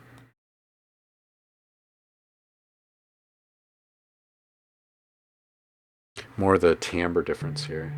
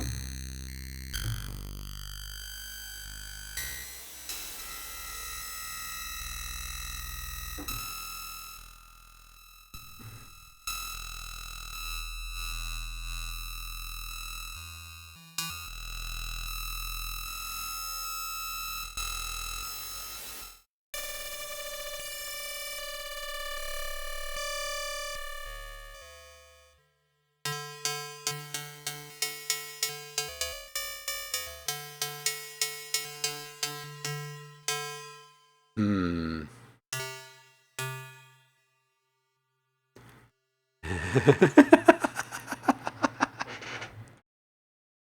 Why choose a square wave when you can use a max tube distortion warp mode on a sine? Right?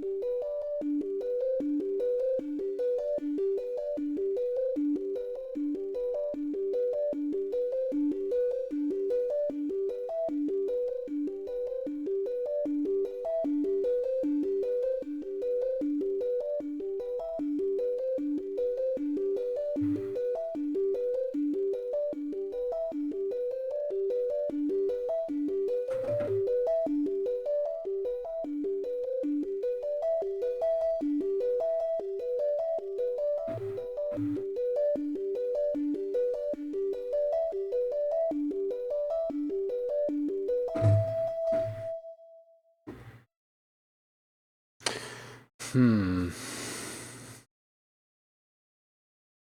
Oh, of course. Now, if you wanted to get really clever with your looping and stuff, you can use the new. Let's get out of our ARP. Let's go in here to an LFO. One we're not using yet. So we'll put this on number 7 here. And let's put this into a path.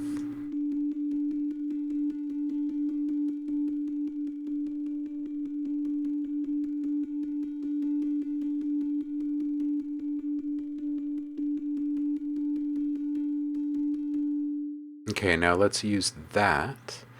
That's LFO number 7. We're going to use that to change.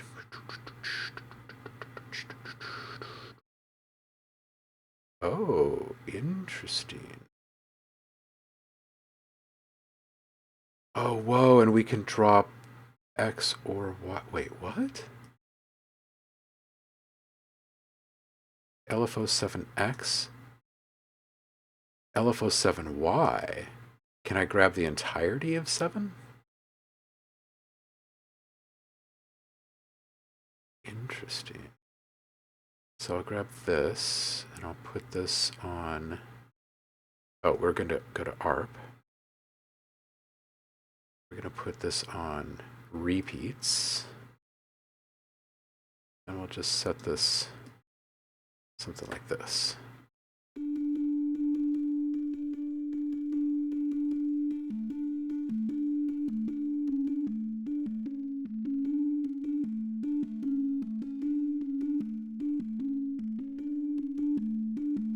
Now, if I move this from forward to ping pong,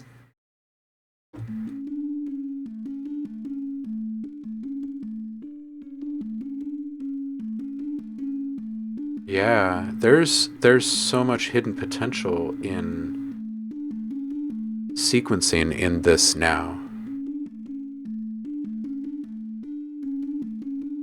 Danny, yeah, loving the clip feature coupled with multi-samplers too. Easy way to make fills, drum grooves, etc. Yeah, right?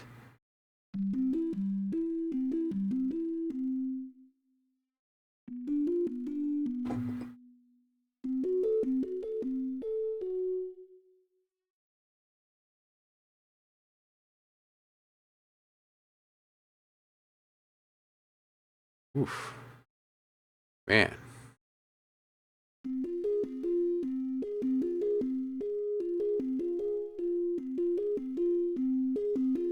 Okay, now if we take number 6.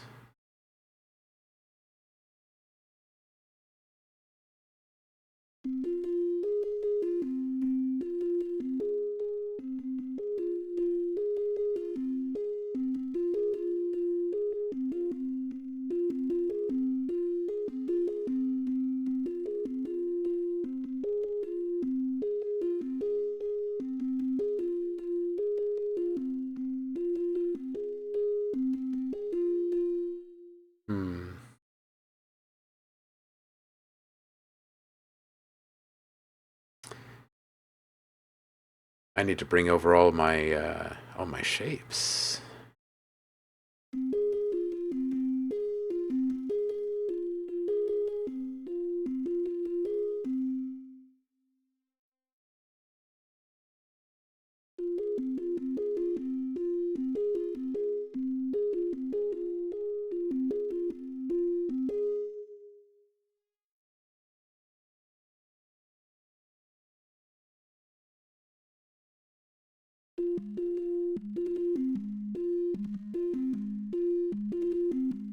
Now, can I modulate values? Let's find out, shall we? We can! You guys, we can modulate values in here like this. Oh, which probably won't work if I have key sync turned on. Oh, interesting.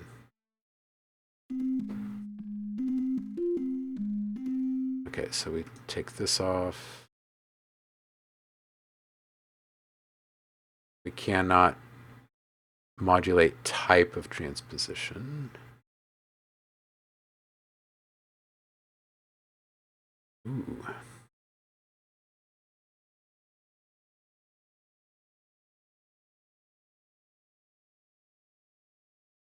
Oh, interesting. So we can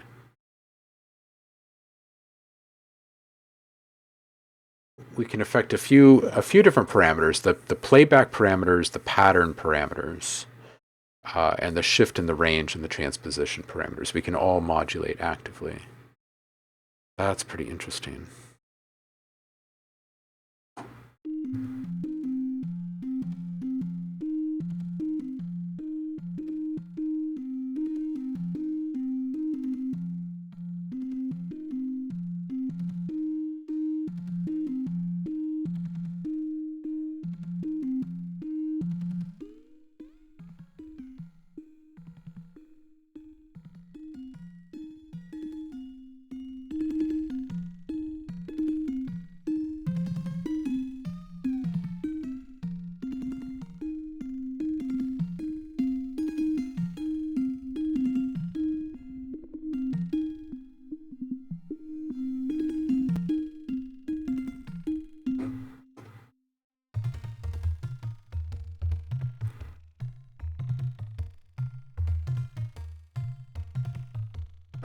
I think so far my favorite thing has been the improvement in the audio quality overall. Like I think there's the smoother interpolation in the wavetables. I think um, the filters by and large sound um, pretty phenomenal. There is a there's less of that character digital sheen that was added in version 1 of Serum. Um, and I think that really helps in the delivery of like the multi-sampled instruments, the noises. You can hear a significant difference in the delivery of sampled noises. So I think the quality might be my favorite thing so far. Hey Zen, I really haven't started playing with the spectral and the granular yet. Just been kind of dipping toes in so far. It is, yeah. It's so noticeable, and I think that that's gonna have me bring in a lot more of my samples, like my original unique samples, and bringing them in here in a variety of ways. I don't think that I'm going to be viewing making sounds in Serum the same way that I was previously. Yeah. Convolve, yeah, that'll be interesting. I haven't played with it nearly enough yet to have any idea.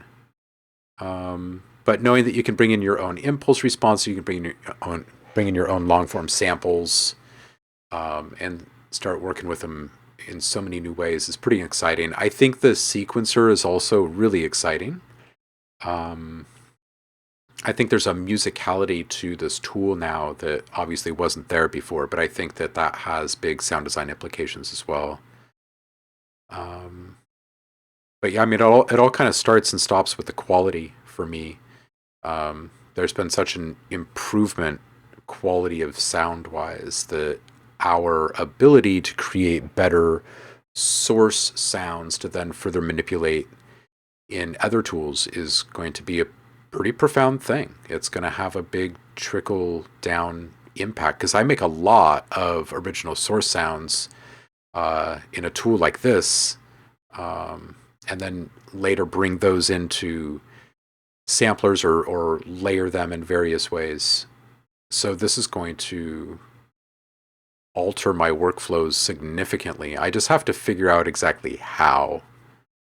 But I do think there's going to be a lot of streamlining of stuff. I think MIDI can be output from here just as easily as audio now, just as easily as presets. So there's going to have to be like honestly, there's going to have to be some time invested where I just sit and think about which of these little avenues of potential I want to start exploiting first, you know? Yeah, absolutely. It is so immediately noticeable, and it really does underpin everything. Yeah. Sitting and thinking, let's pump the brakes a bit. Yeah, I just hear like here. Let's initialize this and just run through something like what I'm talking about here. So let's go into granular. Now inside this granular engine, I'm gonna load a sample. Let's bring up something from one of my packs here.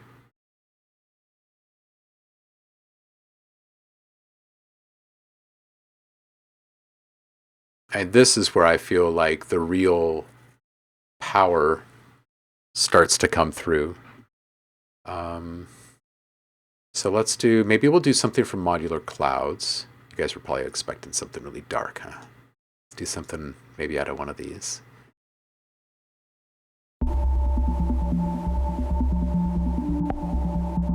Like this might be kind of interesting. That rapid modulation in there.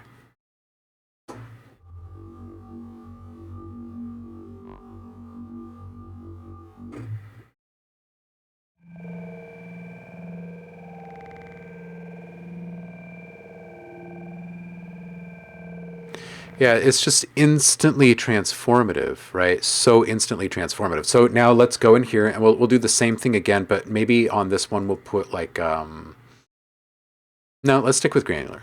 We're gonna go and we're gonna load a sample again, and this time let's load an atmosphere. How about we do it from ooh, I know. Let's go into Planet Catal and we'll pull out one of the atmospheres. Planet Catal.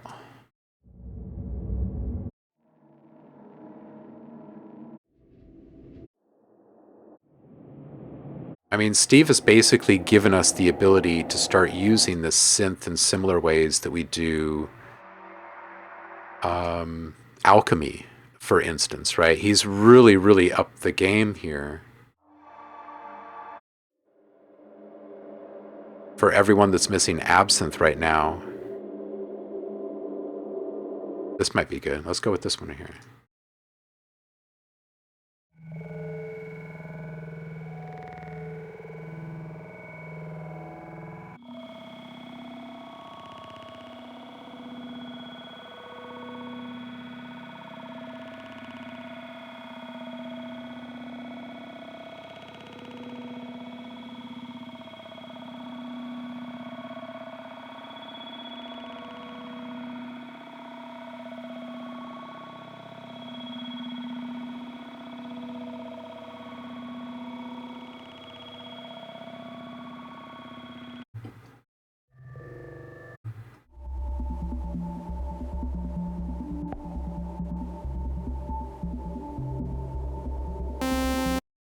That's a little jarring, right?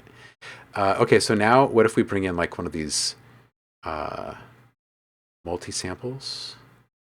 Ooh, actually, let's bring in just sampler. And how do I do this? Do this way. Load sample. And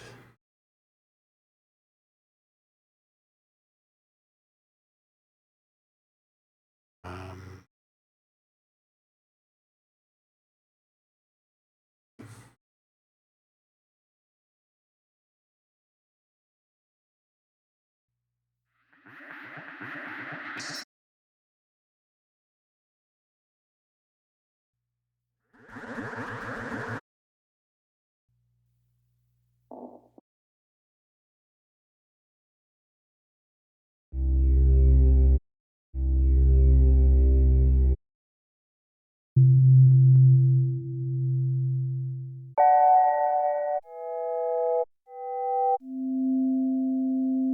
oh.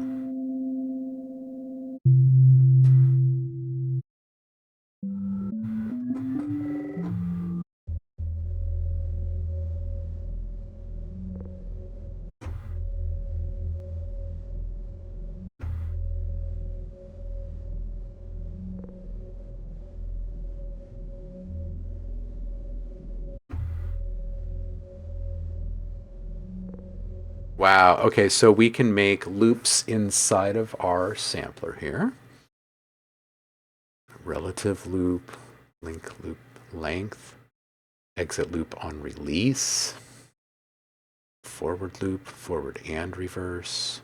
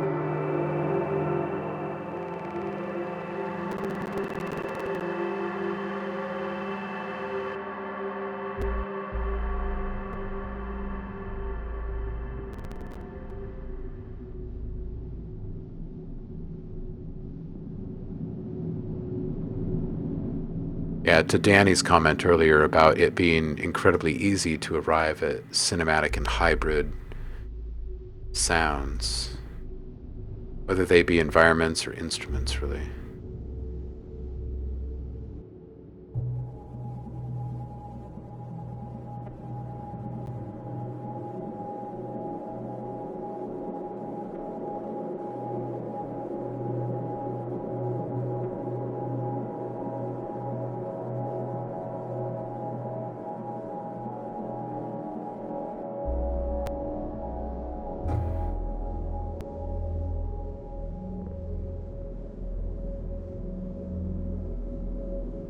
Wow.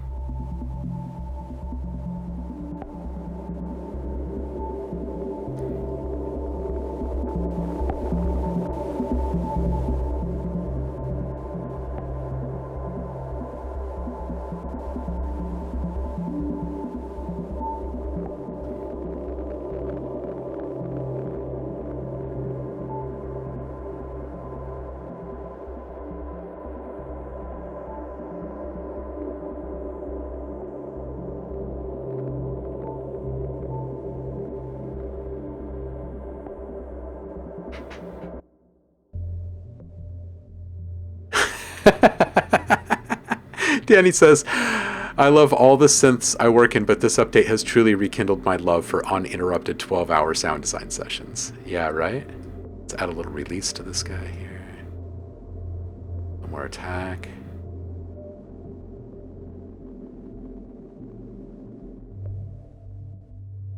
I mean, this is nice right here, right?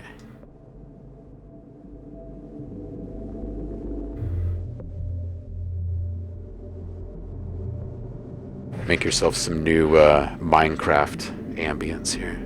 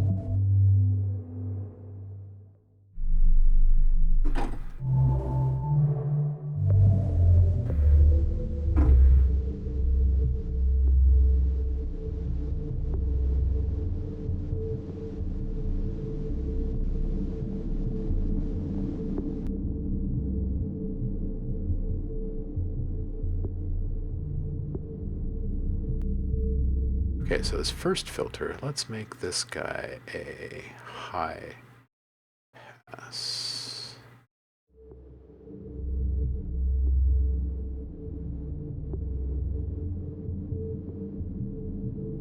And this guy, low pass.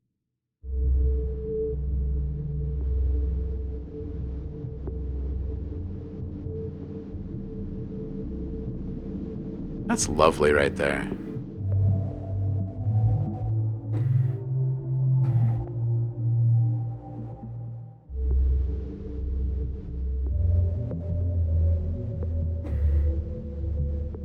Now, I wonder what the size of this patch is now, though, right? Having added these samples here, it's going to be kind of big. Let's just go ahead and save one really quick.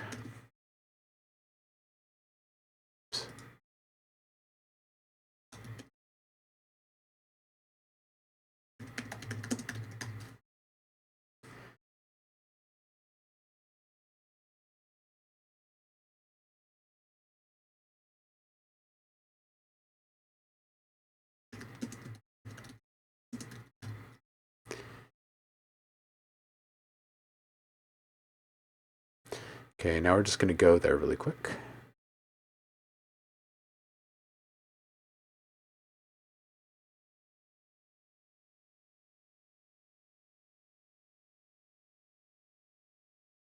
Huh. Now, it says that this is 3K, but it doesn't hold everything in there.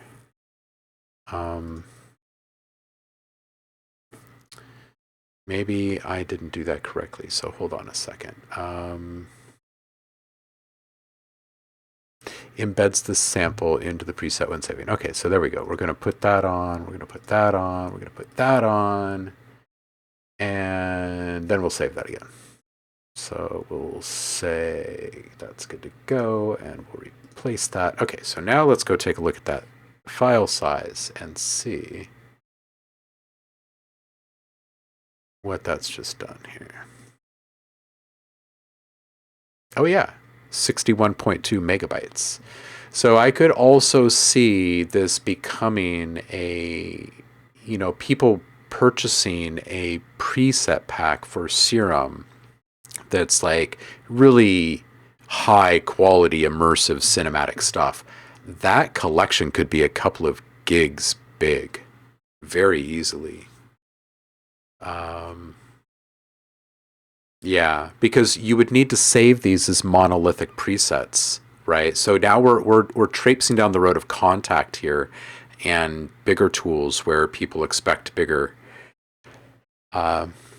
install sizes and whatnot. But something to consider as you're cooking stuff up. Yeah, I could see how like world building would be very easy with this tool, right? Because you can have your audio and your synthesis in one place in a really closed loop or closed circuit kind of environment. So in one preset pack, you could have sweeping melodic sequences and all sorts of like live action sound effect type stuff. You could even have a huge array of Foley in here. Like in my mind, I already have figured out how I would make custom footstep machines for people and all sorts of stuff for scoring. And I could see how it could actually be fairly easy for people to implement too. Yeah, a lot of really good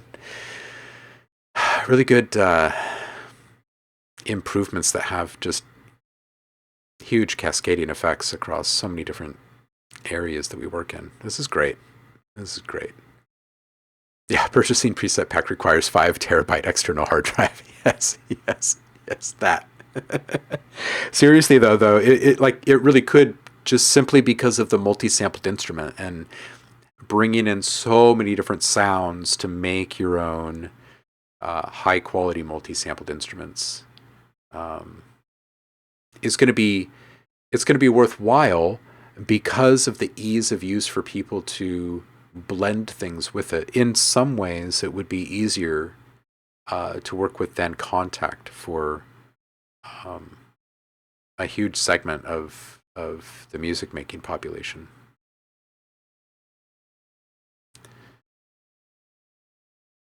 Yeah. I mean, I could see you do that pretty easily, Danny. Making like a pedal board stomp box centric kind of effect. Yeah, absolutely. And then, you're using that as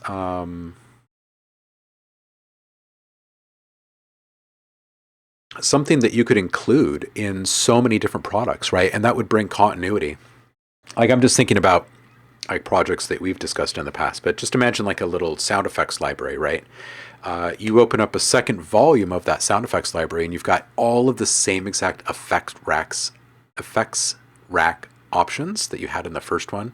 You could hit the ground running. You wouldn't have to relearn anything. You would have a really good idea of what kind of transformation each type of sound would have.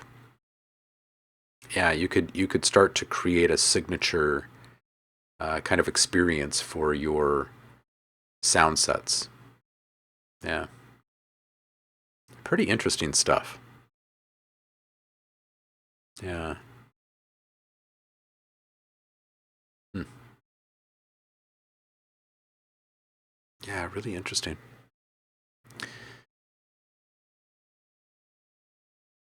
Um, Danny saying, yeah, actually curious. Maybe I'm ignorant, but I haven't seen anyone sell effect chain packs. Yeah, so like the way I've done it previously is I've embedded it in it. So like in the shapeshifters pack, you get a bunch of LFOs and you get a bunch of noise profiles and that type of thing. So um, I think it would be that kind of inclusiveness, right? You would just include your effects racks in there as well. And then people can freely load those. So like while I'm just bumming around in here in general, I can load up those samples, the noise samples, for instance, uh, from the shapeshifters pack, while I'm working on anything else. Um, so yeah, I could see how that becomes a really, really big thing. Yeah. And I think that the value is in the eye of the beholder, right? So if you're talking about getting the process sound of a certain artist, then I think it's entirely realistic to expect people to sell preset packs that are just effects presets. Yeah, I think that that's what they've done here is they've opened this up. This can be a sampler, or it could be a hybrid instrument, or it can be a synthesizer, or it can be an effects rack. And I think that um, it's taken a really, really big swing at the other do-it-alls. You know, there's Alchemy, Absinthe, which is no more, unfortunately, and now Serum, right? And there's some others that are kind of a bit more obscure in the mainstream conversation that have been developed for like game or cinematic side of things specifically. Um, but this seems to be pretty universal, right? Yeah. Very, very interesting turn we've taken here. Yeah, absolutely. How Ableton racks get sold, and channel strips for Logic get sold. That type of thing used to be more popular. But if you go back in time and you look at like Loop Masters, for instance, it was not uncommon to just go and buy a channel strip pack, because back then, this is prior to the ADSR days. So before everything got super competitive and everything was kind of locked down and there were only a handful of folks that were really producing stuff for other people to use, channel strips were much more valuable. They were kind of the secret sauce of a producer, or an artist that you could impart on everything that you produce. Um, and I can see this becoming a more universal way of doing that, because it takes away the complexity of the DAW agnostic, or the DAW specific, and makes it more agnostic. Yeah.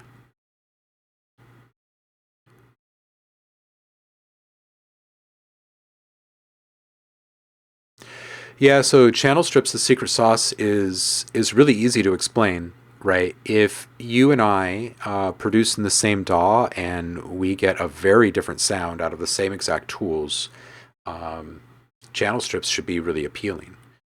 There's a whole bunch of stuff in Logic specifically that you can bundle up inside of these things that are pretty mind blowing, like including groove templates and stuff. It's kind of mind blowing what you can do, but you can alter uh, sound very easily. Just think of like someone's output chain, or a mastering chain of some kind, and what that would do if you just put that on one of your projects.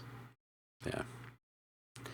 But this right here, this is way beyond that, because what this is allowing you to do is put all of your MIDI packs and all of your sample packs and all of that stuff, all your preset packs, um, all into one tool. So now the big Woombaladi Daddy packs, like the shapeshifters, right? That's already super huge. it will just have more. I think we have to do this now. Let's see, what did the first one come with? Let's just look this up really quick. Where am I here? Sound Freaks and Shapeshifters.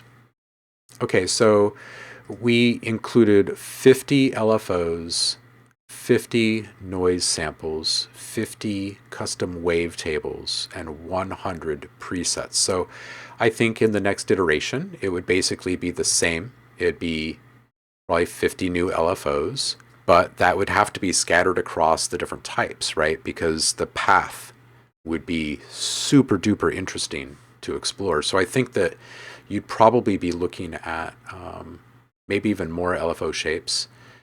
And then noise samples just simply isn't enough. The intention with noise samples was to add texture to your synthetic sounds or whatever. But now that you've got multi-sampler, sampler, and the improved noise engine, then I feel like you really actually just need really good source sounds. So you probably have 100 samples in there, probably another 100 wavetables, and then you need to do probably a good 50 effects racks, probably. Right, and now that makes every single sound, every single preset in your pack feel so much more infinite with its potential. Yeah.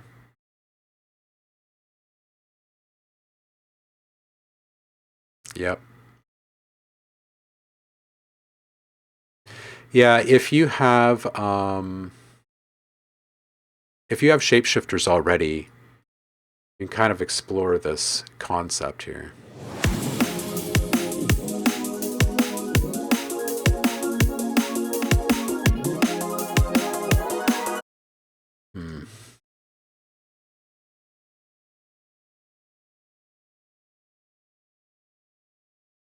Yeah.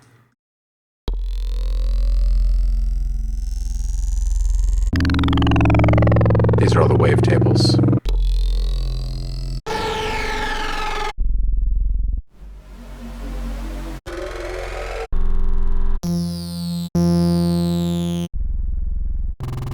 Yeah, it kind of makes you wonder just how much cross compatibility there is between the different sound types that are being loaded into the oscillators as well. Like for instance, how much interest would there be in loading some of these wavetables in to the granular engine? And can we do that already, or would we have to put them into a separate folder? Let's look really quick. Here, let's initialize. And we'll go into granular. Then from here, we can go into wavetables. So interesting. So here, let's do that really quick. We'll load a sample. We'll go into here. We'll just load a wavetable here. Just this first one, origami. So now we've got this in our granular.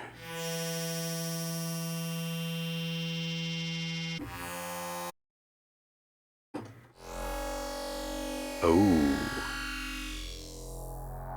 Whoa, yeah.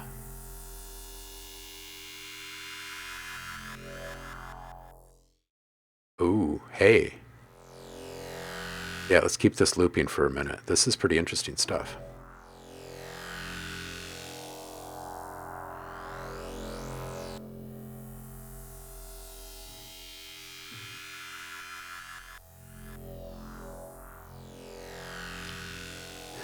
Zeep! Yeah, that's what we're discussing right now. It's like, what is the first OhmLab Serum 2-pack going to be?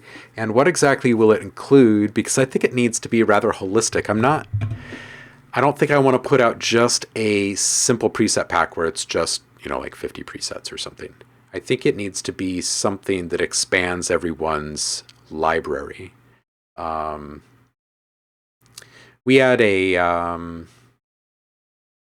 It was for Massive, I think, not Serum, but the missing library packet sold tons and tons and tons before it was retired. That kind of concept is what I'm thinking for this, which is like it's very holistic. It would probably be a ridiculous number of things, maybe like 200 presets instead of 100. Um, and then like maybe 50 each of all of the supporting types, the LFO shapes, the um, noise sounds, general samples, wavetables, effects rack, etc. That would give people the ability to transform everything they have in their stock library, everything from their version 1 Serum library, and all of the other sound packs that they've purchased over the years. I think that's good fuel. Hmm. And this is pretty cool using just a simple wavetable. In here, it's nice that they give you direct access. Yeah, mind is definitely spinning with all sorts of ideas here.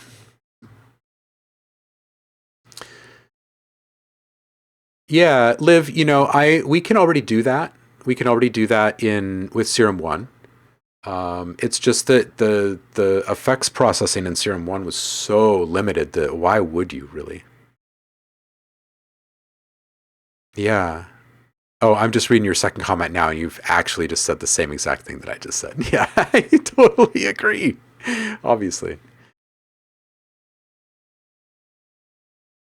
So we can expect this next week. Yeah, that one will take a little while to make. It's a pretty big endeavor. I'm trying to remember how long it took to make Shapeshifters, which is kind of unfair because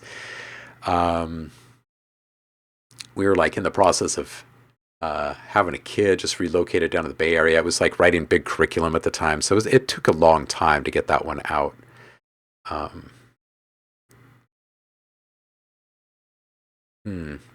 Yeah, I'm thinking about this, Zeep. I have a bunch of stuff in the production pipeline right now. I would have to try my best to create almost all of the material in my production queue directly out of Serum. If I was to make this happen in some kind of quick fashion, that'd be a lot of stuff. It's like 10 sound packs or something that are on order right now.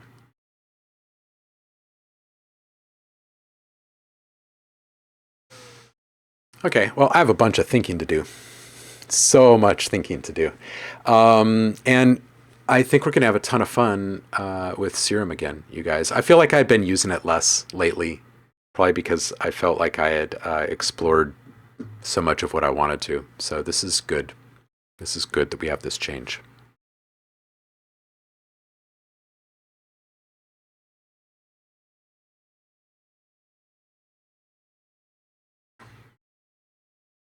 Yeah, I'm feeling this. All right. I am going to, I think, part way with you guys here and go be productive for a couple of hours. Yeah, I'm stoked too, Zeep, and I think that we'll do a lot of it here on stream, so you guys could follow along at home and learn a bunch along the way. But yeah, I have huge ideas for this right now, and I kind of want to spend a little bit of time mapping out what those ideas are and trying to figure out exactly what it would take to get there. Because I don't want to spend like 6 months making this pack. I'd like to spend like maybe a month making it. We'll see. We'll see how that goes. All right. Let's see who is streaming right now. And if there's anyone we can go visit.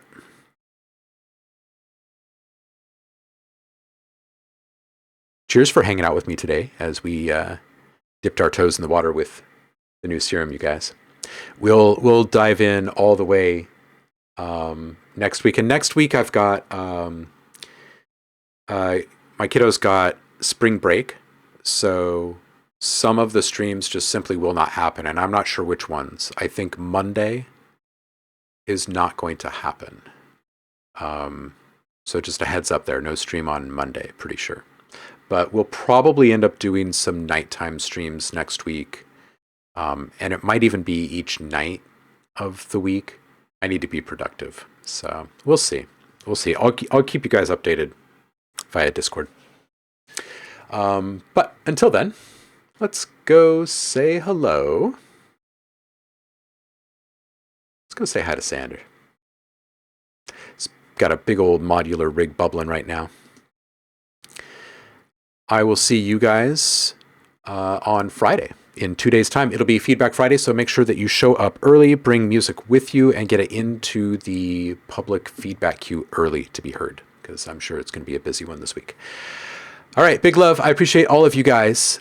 Stay inspired and go make something awesome. I'll see you on the flip. Peace out.